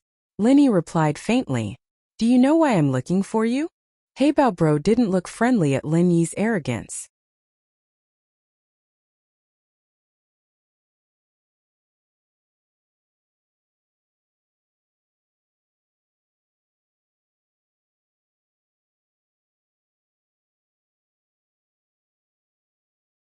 Chapter 53. It was a sensational fight. Part 2. Fuck. You're pretty fucking cocky, huh? Heibao Bro was infuriated by the tone Lin Yi was talking to him. He reached out to grab Lin Yi by the collar. Lin Yi reached out with his left hand and grabbed Heibao Bro's right hand, using his right hand to pinch Heibao's cheeks. With a flick of his hand, the cigarette in his mouth was sent flying into his mouth. Ouch! Heibao Bro howled as the cigarette went down his throat, burning a huge blister. Lin Yi's left hand pushed the panicking Heibao Bro to the side. Heibao Bro's mouth was wide open as he fanned himself with his hands, panting like a puppy with its tongue out to cool down. Zhou Ruoming lay in the school hospital for half a day, getting massaged and massaged before finally waking up. After putting a band-aid on his nose, he was helped out by his subordinates. Even then, his head was still ringing. "What the fuck, which class is that kid from?" Zhou Ruoming said hatefully. "Find him. I'll beat him up so bad his mother won't recognize him." "We don't know either." Zhou Ruoming's men didn't know which class Lin Yi was from either. There were too many normal students in school uniforms like this, and they wouldn't attract any attention at all. "Fuck, it's got to be someone from our school, that's for sure. You guys go look for him class by class after class. Beat him to death when you find him," Ruoming said fiercely. "Don't worry, Ming Bro." The underlings quickly responded.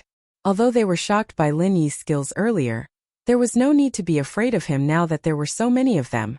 The group walked out of the school hospital to find the students in the middle of the day. One of Zhou Ruoming's men saw Pinliang and Heibao Bro walking in, pointing at them. "Ming Bro, look. Isn't that Pinliang's group? They don't look like students from our school." "Oh." Zhou Ruoming raised his head and looked in the direction his man pointed. Pinliang, Gao Xiaofu and Zhang Naipeo walked into the school with their heads held high, followed by 3 bulky men. Ruoming recognized the shirtless man in the lead, the one with the tattoos all over his body. It was Heibao Bro, one of the more famous people in the underworld. Ruoming's brother had drunk with him before, and Heibao Bro had brought Ruoming along as well, so Ruoming had an impression of him. "That's Heibao Bro, he's very famous in the underworld. He's famous for his fighting prowess. I wonder why Pinliang found him. Could it be that he wants to deal with our school students?" One of Zhou Ruoming's men guessed. "I don't know, but isn't that a bit overboard? Why would he need Heibao Bro to deal with our school students?" Zhou Ruoming shook his head. He didn't know what Pinliang was planning. Zhou Ruoming and his men sat on a bench in the schoolyard, watching the situation unfold.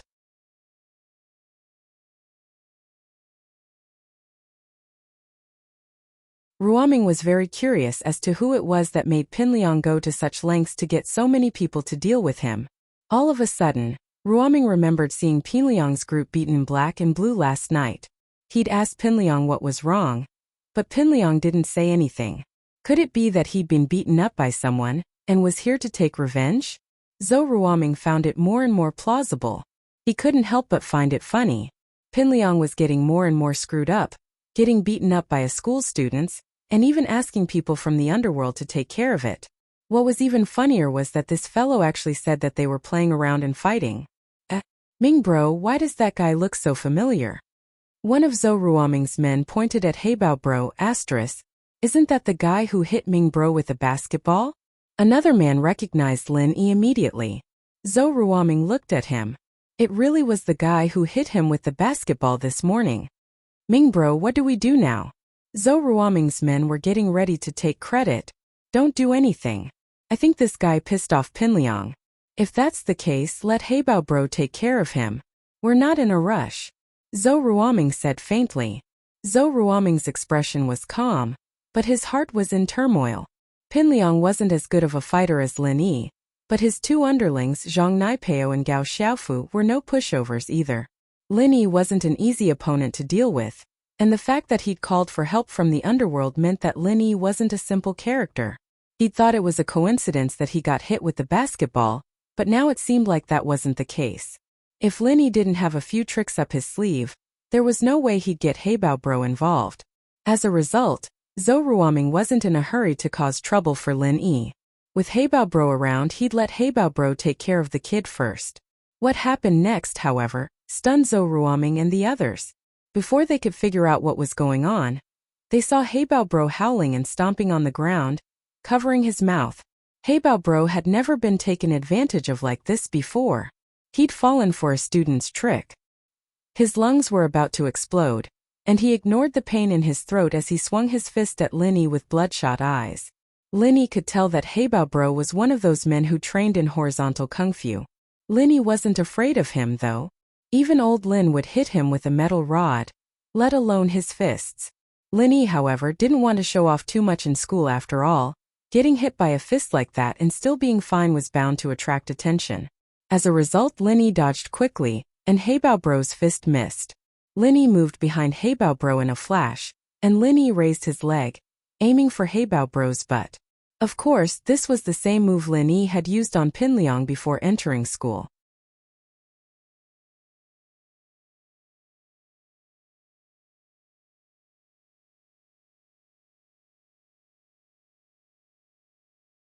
Lin Yi wanted to use this simple move to defeat the man in front of him, and so he acted more like a street thug, without any technique.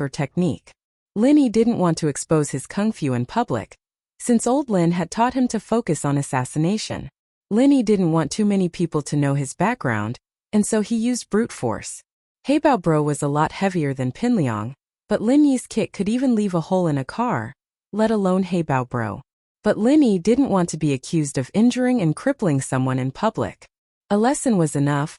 He didn't want Heibao bro's pelvis to explode, crippling him for the rest of his life.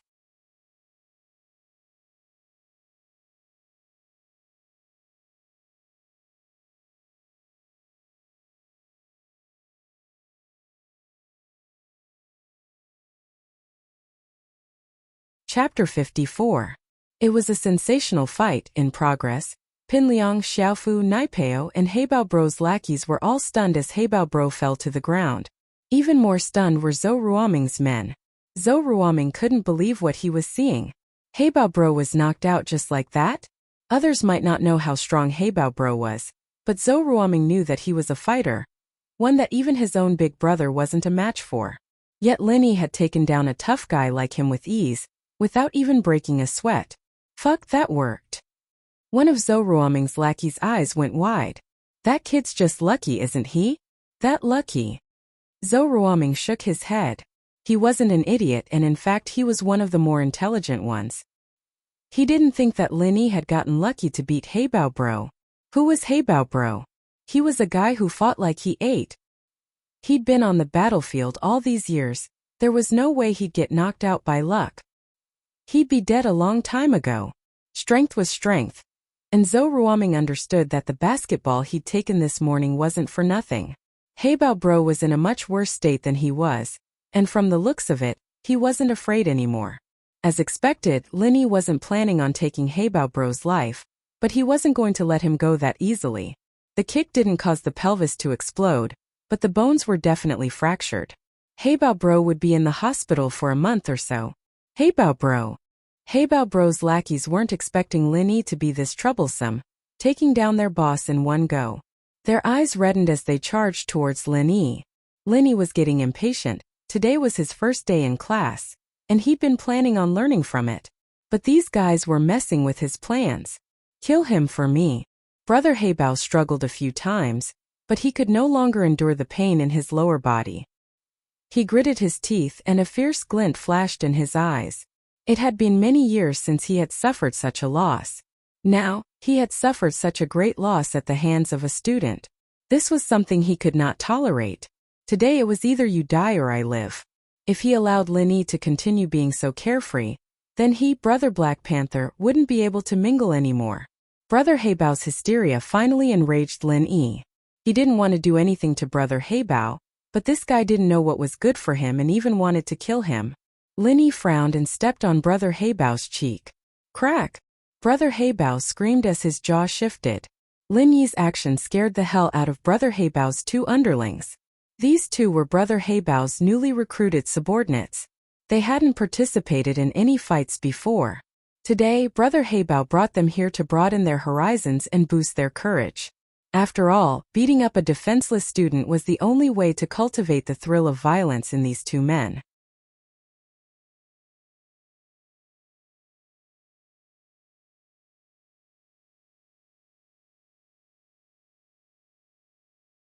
But now the situation was the exact opposite. The one who was beaten to a pulp was indeed Brother Heibao. This was a godlike existence in the eyes of these two underlings. Lin Yi's violence made the two men's legs go soft. So being a gangster was not easy. There was always the danger of being crippled. It was not as glorious as they had imagined. Today, a student could beat Brother Heibao to a pulp. Tomorrow he would meet someone even more ruthless. The two men didn't dare to think about it. At this moment, the two men had the intention to retreat. They were afraid that Lin Yi would vent his anger on them, so they subconsciously shrank back. Fuck your mother. No one will live today. Brother Heibao suddenly stretched out his right hand and pulled out a pitch-black counterfeit handgun from his pocket. He pointed it at Lin Yi. Counterfeit handguns were commonly known as shotguns. They were handguns that were not processed by a regular arsenal. They were processed by some small black workshops and sold in the black market. Their accuracy and safety were much worse than regular handguns. However, they were still very popular among the gangsters. After all, with such a gun on their body, they could take it out at a critical moment. Who would dare to act rashly without thinking? Brother Heibao had brought this handgun with him just in case. He never imagined that he would pull it out in this situation. A school, the most unlikely place to take it out. The conflict on Lin Yi's side had already attracted the school's attention, and a couple of the PE teachers were planning to kick Heibao Bro's group out of the school after all. Assaulting a student in broad daylight under the eyes of the teachers was a disrespect to the teachers. Especially the tall and burly PE teachers, they were eager to give it a try. What the hell is going on? Wang Jifeng, who had rushed to the scene, saw the teachers talking amongst themselves, and hurried over to ask, Mr. Wang, I think it's 12th grade class 5's Pinliang. He brought a few thugs to the school to wreak havoc. Zhang Xiaohua from the sports team said. He was in charge of 12th grade class 5, so he knew Pinliang. Zhang Xiaohua hated this rich second generation who didn't study and only knew how to fight and wreak havoc every day. But there was nothing he could do about it. Now that he was able to snitch on Pinliang in front of Jifeng, he felt great. Pinliang. Wang Jifeng frowned as he raised his head to look at the group of gangsters not far away. Just then the situation changed. Heibao Bro was kicked to the ground by Lin Yi, and his head fell to the ground. Wang Jifeng too saw the person who kicked Heibao Bro. His mouth twitched. Why was this guy here? At first, Wang Jifeng thought that Lin Yi was quite polite. He might have been introduced by the shareholder Peng Zhan, but he didn't look like a rich kid at all.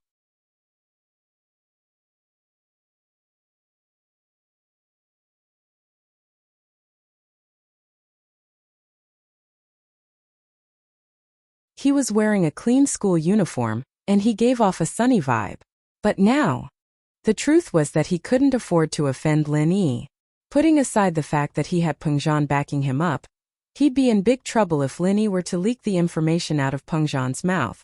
You guys from the PE team go take a look. Don't hurt our students.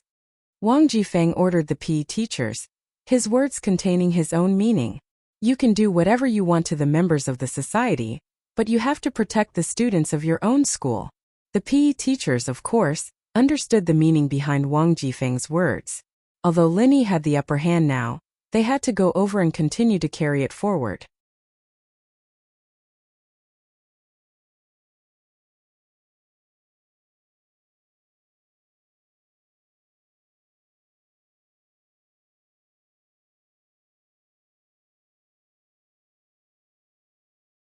Chapter 55. It was a sensational fight. Part 2. Guns. They're armed. Zhang Xiaohua pointed at Heibao Bro in shock. After hearing Zhang Xiaohua's words, the other teachers also looked at brother Heibao. Wasn't that right? Heibao Bro had a gun in his hand, and he was pointing it at Lin Yi. Don't go. Call the police. Wang Jifeng immediately felt that things were not looking good. This was no longer something that the school could control. He did not expect brother Heibao and the others to dare pull out a gun in the school grounds. If things turned out to be a disaster, it was not something that a mere dean like him could handle. The principal would probably be implicated as well. What Lin Yi didn't expect was for Heibao Bro to pull out his gun in desperation, not only refusing to back down. Aren't you fucking cocky, you bastard? You cocky bastard? Look at what I've got in my hand. You've never seen this before, have you? Heibao Bro was hurting all over, but he was enjoying the feeling of looking down on others. Isn't it just a gun? Lin Yi said faintly as he looked at Heibao Bro. Heibao Bro's lungs were about to explode at Lin Yi's words. What did he mean, isn't it just a gun? Did he think that gun was a toy? Heibao Bro was pissed off. He knew that Lin Yi would be dead as soon as he moved his hand, but he liked seeing Lin Yi piss his pants in fear even more. That's right, it's a gun. Die, kid.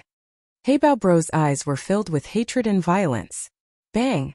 The sound of a gunshot pierced through the air above the school grounds, and all the teachers and students were stunned. They hadn't expected someone to open fire in the school grounds, and the ones who were the most nervous were the 6. Mengyao gripped Yushu's hand tightly, her palms already soaked in sweat. Her heart skipped a beat the moment Heibao Bro pulled out his gun, as if she'd lost her bearings. In the bank, when Lin Yi stood up to face the muzzle, she didn't feel this way, but now this feeling was unusually strong. She didn't want to admit it, but she couldn't help but pray that Lin Yi would be fine. Yushu, on the other hand, was panicking. Everything that was happening was completely out of her imagination. She didn't think that Zhong Pingliang would do something so extreme, sending people to kill Lin Yi. Pingliang didn't expect Heibao Bro to pull out a gun in school. At the end of the day, he was still a student, and all he wanted was to teach Lin Yi a lesson, not to kill Lin Yi. Heibao Bro had shot Lin Yi in front of everyone, and he couldn't get away with it. Kong Xiaobo looked at Lin Yi worriedly as well, but his legs didn't listen to him as he stared at the muzzle of the gun.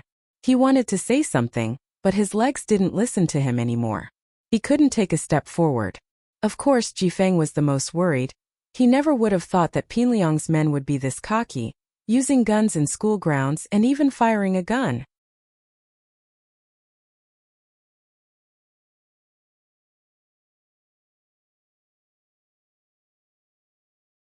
Ah! Heibao Bro let out a heart-wrenching wail. All the fingers on his right hand were gone, and only half of his palm was left. It was a ghastly sight. The gun had exploded. Of course, this wasn't a coincidence. No matter how bad a counterfeit gun was, it wouldn't explode that easily. But before Heibao Bro could fire, Lin Yi stepped on the gun's barrel, changing its shape. But it all happened in the blink of an eye, and even Heibao Bro didn't notice it. He didn't even look at the gun after it was stepped on by Lin Yi. He raised his hand and fired at Lin Yi. That wasn't the end. Lin Yi decided to go all the way and stomped on Heibao Bro's other hand and legs. The crisp sound of bones breaking accompanied Heibao Bro's cries, sending shivers down everyone's spines. Pingliang, on the other hand, was scared witless. He hid behind the basketball hoop with Xiaofu and Naipeo, not daring to come any closer. Zhou Ruoming, on the other hand, couldn't describe what he was feeling right now. The moment Heibao Bro pulled out his gun, he'd panicked a little. His brother was a gangster, but he'd never touched a real gun before. Ming Bro, he has a gun. Zhou Ruoming's lackey pointed at Heibao Bro with his mouth wide open. I have eyes, I can see it myself. Zhou Ruoming held his breath as he glared at his lackey. He didn't want to be interrupted at a critical moment like this. Zhou Ruoming felt like he was in a movie, and he didn't have the same uneasiness as Pingliang. Whether or not Lin Yi died, he could just be a bystander and watch the show. Gunshots, howls. But instead of seeing Lin Yi lying in a pool of blood, Zhou Ruoming saw Heibao Bro howling like a madman with only half a palm left. Fuck, no way. Ming Bro, I think the gun exploded. Zhou Ruoming's lackey's eyes were wide open. Don't mess with this kid anymore. Zhou Ruoming felt a chill run down his spine as he watched Lin Yi step on Hey Bao Bro. This kid's a fucking lunatic. Zhou Ruoming didn't want to say that in front of his lackey, but he had to. He didn't want his lackey to mess with this violent maniac, and that would only bring more trouble to himself. Zhou Ruoming knew his own limitations. Even Hey Bao Bro wasn't a match for Lin Yi, and he'd only end up as an appetizer. But, to cover up his embarrassment, Zhou Ruoming added, "This kid's a fucking lunatic." What he was trying to say was that Lin Yi was a lunatic, and normal people couldn't compare to a lunatic. That way he could save his face. In actuality, Zhou Ruoming didn't even need to explain to his lackeys. His lackeys were already scared out of their wits. They didn't have the guts to mess with someone who could beat up a gangster like Hey Bao Bro. Humph, this guy's only good at acting. Acting? Meng Yao let out a breath of relief when she saw that Lin Yi was fine, but she still put on a cold face. She wanted to say that he was acting but didn't think it was a proper word. The words came out as acting.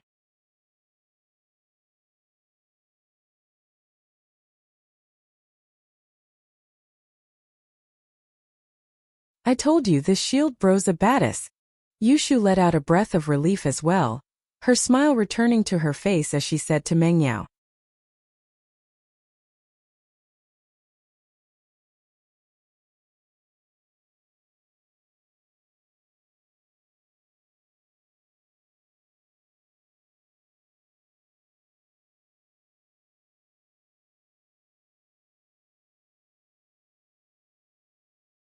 Chapter 56. It was self-defense. Ouch! Hey Bao Bro's eyes bulged out of their sockets. Kong Xiaobo didn't seem to be satisfied with that, as he gave him another kick.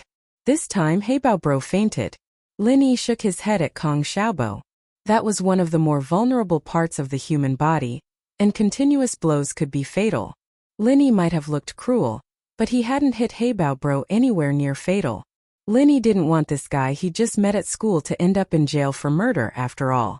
Stop. He won't be able to take it anymore. Kong Xiaobo woke up from his hot-bloodedness after hearing Lin Yi's words. He looked at the unconscious Hey Bao Bro in disbelief. Xiaobo's personality had always leaned towards the cowardly side, and he'd never really gotten into a fight since high school, but in his heart, he was looking forward to a good fight. After all, it was a shame that he'd never gotten into a fight before as a man, but today he'd done it. The excitement he'd felt just now was too much for him to contain. An ear-piercing siren sounded. Several police cars drove into the first high school with their lights flashing and sirens blaring. Lingshan was quite troubled. Why did so many things happen in Songshan when Captain Yang wasn't home? First the bank robbery, and now a gun-wielding Communist Party member in a school. Lingshan didn't dare be negligent when she heard that it was a gun-wielding Communist Party member. This was a major criminal case. Lingshan ordered her fully armed men to get ready as soon as they entered the school, and they rushed to the scene of the crime. "People in front, listen up. You've been surrounded. Please put down your weapons and fight for leniency." The police officer started yelling under Lingshan's orders. Lin Yi frowned. Why were the police here? Who'd called the cops? Lin Yi didn't want to make things too big. Subconsciously, Lin Yi didn't want to see that chick song again. After yesterday's embarrassing incident, anyone would be too embarrassed to see her again. Lin Yi raised his head helplessly to see Lingshan looking at him with a worried face. Lin Yi sighed and smiled at Lingshan. Since he couldn't hide, he might as well be honest with her. Seeing Lin Yi here, Lingshan's heart skipped a beat. Her face reddened, and her expression darkened. She didn't think that the culprit would be Lin Yi. She looked at the person lying on the ground at his feet, not knowing if he was dead or alive, and the fearful gazes of the people around him. Lingshan subconsciously thought that Lin Yi was the culprit. "Don't move. Hands up." Lingshan pulled out her gun and pointed it at Lin Yi. Lin Yi was surprised to see Lingshan pointing a gun at him. Was this girl trying to take revenge on him? After some hesitation, Lin Yi raised his hand. He was confident that he'd be able to dodge Lingshan's gun and subdue her at this distance, but wasn't there a bunch of police officers with guns nearby?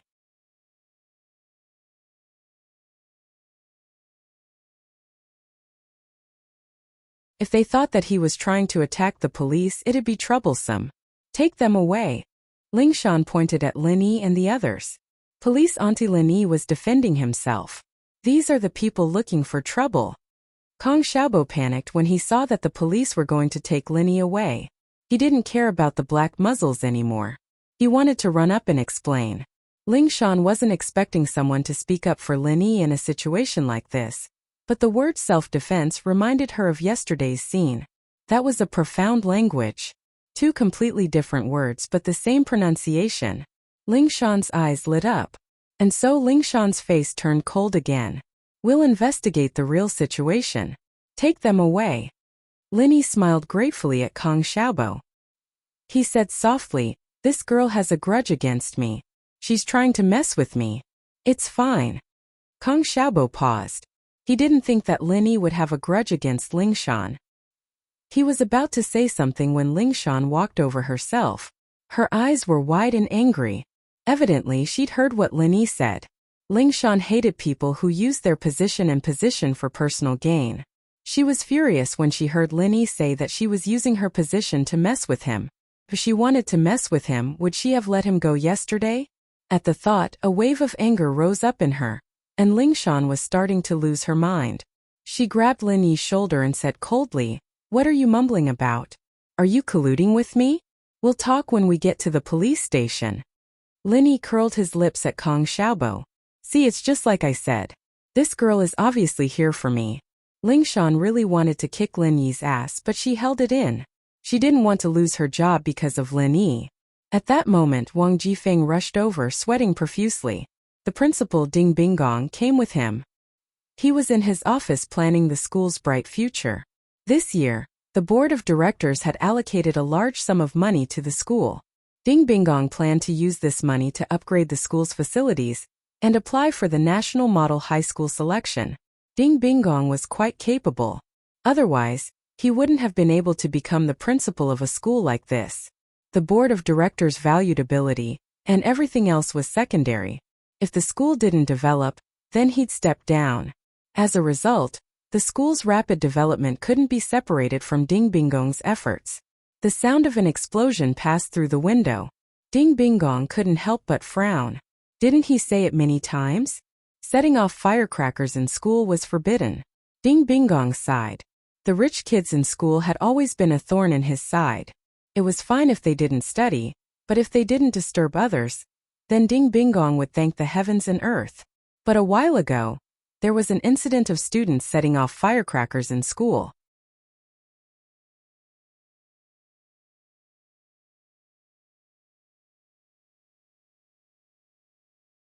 It pissed Ding Binggong off, and he swore that he'd expel these delinquent students for ignoring school rules. But after some investigation, Ding Binggong couldn't help but feel discouraged.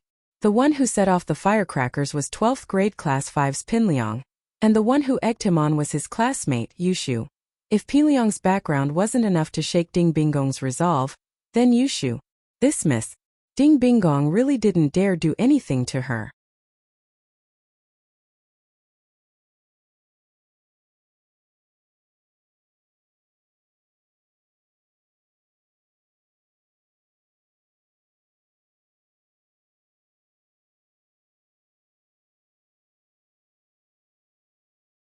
Chapter 57. Chapter 57. Yushu's glorious history. She'd been bored out of her mind, so she told Pinliang that Meng Yao wanted to hear the firecrackers go off. Pinliang had brought Xiaofu and Naipeo to the fireworks market, returning with a couple of workers half an hour later with a 5 million sounding firecracker. And so, the originally quiet firecracker field exploded into a cacophony of explosions. Classes couldn't be held at school, and the students couldn't hear what the teachers were saying. They were all gathered around the windows, looking at Pinliang and the others standing not far from the firecrackers with a smug look on their faces. They were laughing. That's 5 million firecrackers. The firecrackers continued to go off for the entire morning, and the school's teachers didn't dare to get close due to the power of the great god cannon. Left with no other choice, Ding Binggong could only ask for help from the fire department. The fire department drove a fire truck and used high-pressure water cannons to extinguish the ringing great god cannon. Only then did the farce end. The negative impact of the incident wasn't too big, since the school hadn't suffered any losses, and no students had been hurt. Ding Bingong quickly covered it up, and the board of directors didn't pay much attention to it. But you can't do this again and again, can you? Ding Bingong was truly pissed off this time. He stood up and walked to the window, pulling the blinds open to look at the firecracker field. What he saw shocked him. It wasn't that easy to notice a firecracker in a big firecracker field, but no one was doing it anymore. The students had spread out in a circle, and Ding Bingong saw a couple of burly gangsters in the center of the circle, as well as Pinliang's group and a student in a school uniform. Ding Bingong's face twitched, and he almost lost his grip on the windowsill and fell. Those weren't firecrackers. They were gunshots. Ding Bingong's heart almost jumped out of his chest when he saw what Heibao Bro was holding. He only breathed a sigh of relief after making sure that the injured person wasn't a student. He didn't have time to think about it anymore as he picked up his phone and ran out of the office. A terrorist armed with a gun in a school. If this matter were to get out of hand, he definitely wouldn't be able to take responsibility for it. Forget about applying for the exemplary high school, even he, Ding Bingong, would have to pack up and leave. Fortunately, there didn't seem to be any casualties, so Ding Bingong was a little relieved. When he went downstairs, he ran into Wang Jifeng, who was rushing up to him. "Headmaster, bad news. Something big has happened. I've seen it. What's the situation now?" Ding Bingong waved his hand, stopping Jifeng from speaking any more nonsense and directly asking him to explain the situation.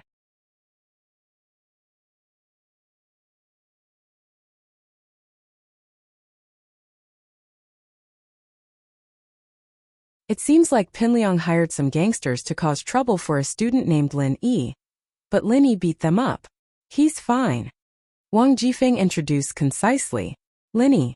The name sounded familiar to Bingong. It's the student that Director Chu recommended. Wang Jifeng reminded. It's him. Ding Bingong's heart skipped a beat. Thank goodness Lin Yi was fine. Otherwise the consequences would have been unimaginable. Ding Bingong calmed down after hearing Jifeng's explanation. Gangsters deserve to be beaten to death, as long as the student was fine. The two quickly made their way to the police station, only to see Lingshan escorting Lin Yi into a police cruiser. Someone of Ding Bingong's position, of course, recognized Lingshan. He walked up to her with a smile. "Captain Song, why are you taking my student away?" Ding Bingong wasn't afraid of Lingshan, but if Lin Yi was taken away, it'd affect the school greatly. That was why he was smiling. Especially since Lin Yi was someone Pingzhan had recommended. Bingong had to be even more cautious. "Headmaster Ding, he's suspected of being involved in a violent fight. We're taking him back to assist in the investigation," Lingshan said coldly. Bingong's face darkened at Lingshan's lack of respect. "Captain Song, I'm quite close with your captain. Should I give him a call?" "Sure, but the captain's on a plane right now. He probably won't be able to pick up your call," Lingshan said as she pushed Lin Yi into the police cruiser. Ding Bingong was infuriated. He was a man of status in Songshan, and he'd interacted with many big leaders, let alone Lingshan. Which family didn't have a child in school? His school especially was a private one. It wasn't managed by the city, and answered directly to the board of directors. There were all sorts of people who needed Bingong's help, but this Lingshan didn't give him any face at all. Bingong dialed Huijuan's number straight away, but all he got was the cold tone of the phone being turned off. It seemed that Lingshan hadn't lied to him. Huijuan would only turn off his phone if he had no other choice. Otherwise his phone would be open 24 hours a day. Huijuan was on the plane back to Songshan early in the morning. He'd been invited by a friend in the police force to help solve a case, but he hadn't expected a bank robbery to happen in Songshan a day after he'd left. He had no choice but to book a morning ticket and rush back to Songshan without stopping. Heibao Bro's two underlings were brought into the police cruiser as well. Pinliang and the others naturally escaped, while Heibao Bro was sent to the hospital. "Lin Yi, you're quite something, aren't you? You just got shot yesterday and you're in a gunfight today?" Lingshan said, annoyed at the nonchalant look on Lin Yi's face. Most people would be dejected when they were brought into a police cruiser, but this Lin Yi didn't seem to care at all.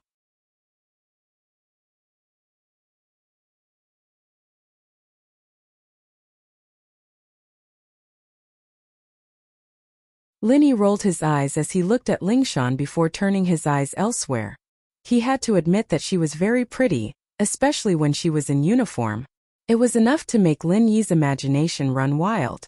What's with that attitude? I'm asking you a question, Lingshan said, getting even angrier at the fact that Lin Yi wasn't paying attention to her.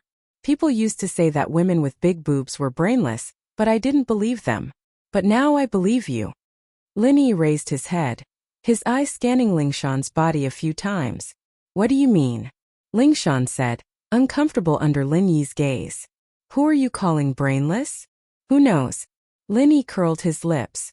Anyone with a bit of intelligence would be able to tell that it was those people who came to the school to cause trouble, and I was just acting out of self-defense. You, on the other hand, arrested me. Of course Lingshan knew what Lin Yi was talking about. But no matter what, Lin Yi had heavily injured that Heibao bro, and it was unknown whether he was still alive or not. It wasn't wrong of her to ask Lin Yi for an investigation. You're tuning into the Li Mei Sword of Destiny YouTube channel. We're so grateful for your support, and don't forget to subscribe to join us on this incredible journey through captivating stories. Your generosity through donations truly makes a world of difference, as it's the primary source of revenue that allows me to expand and enhance this channel for you. Thank you from the bottom of my heart for being a part of this adventure.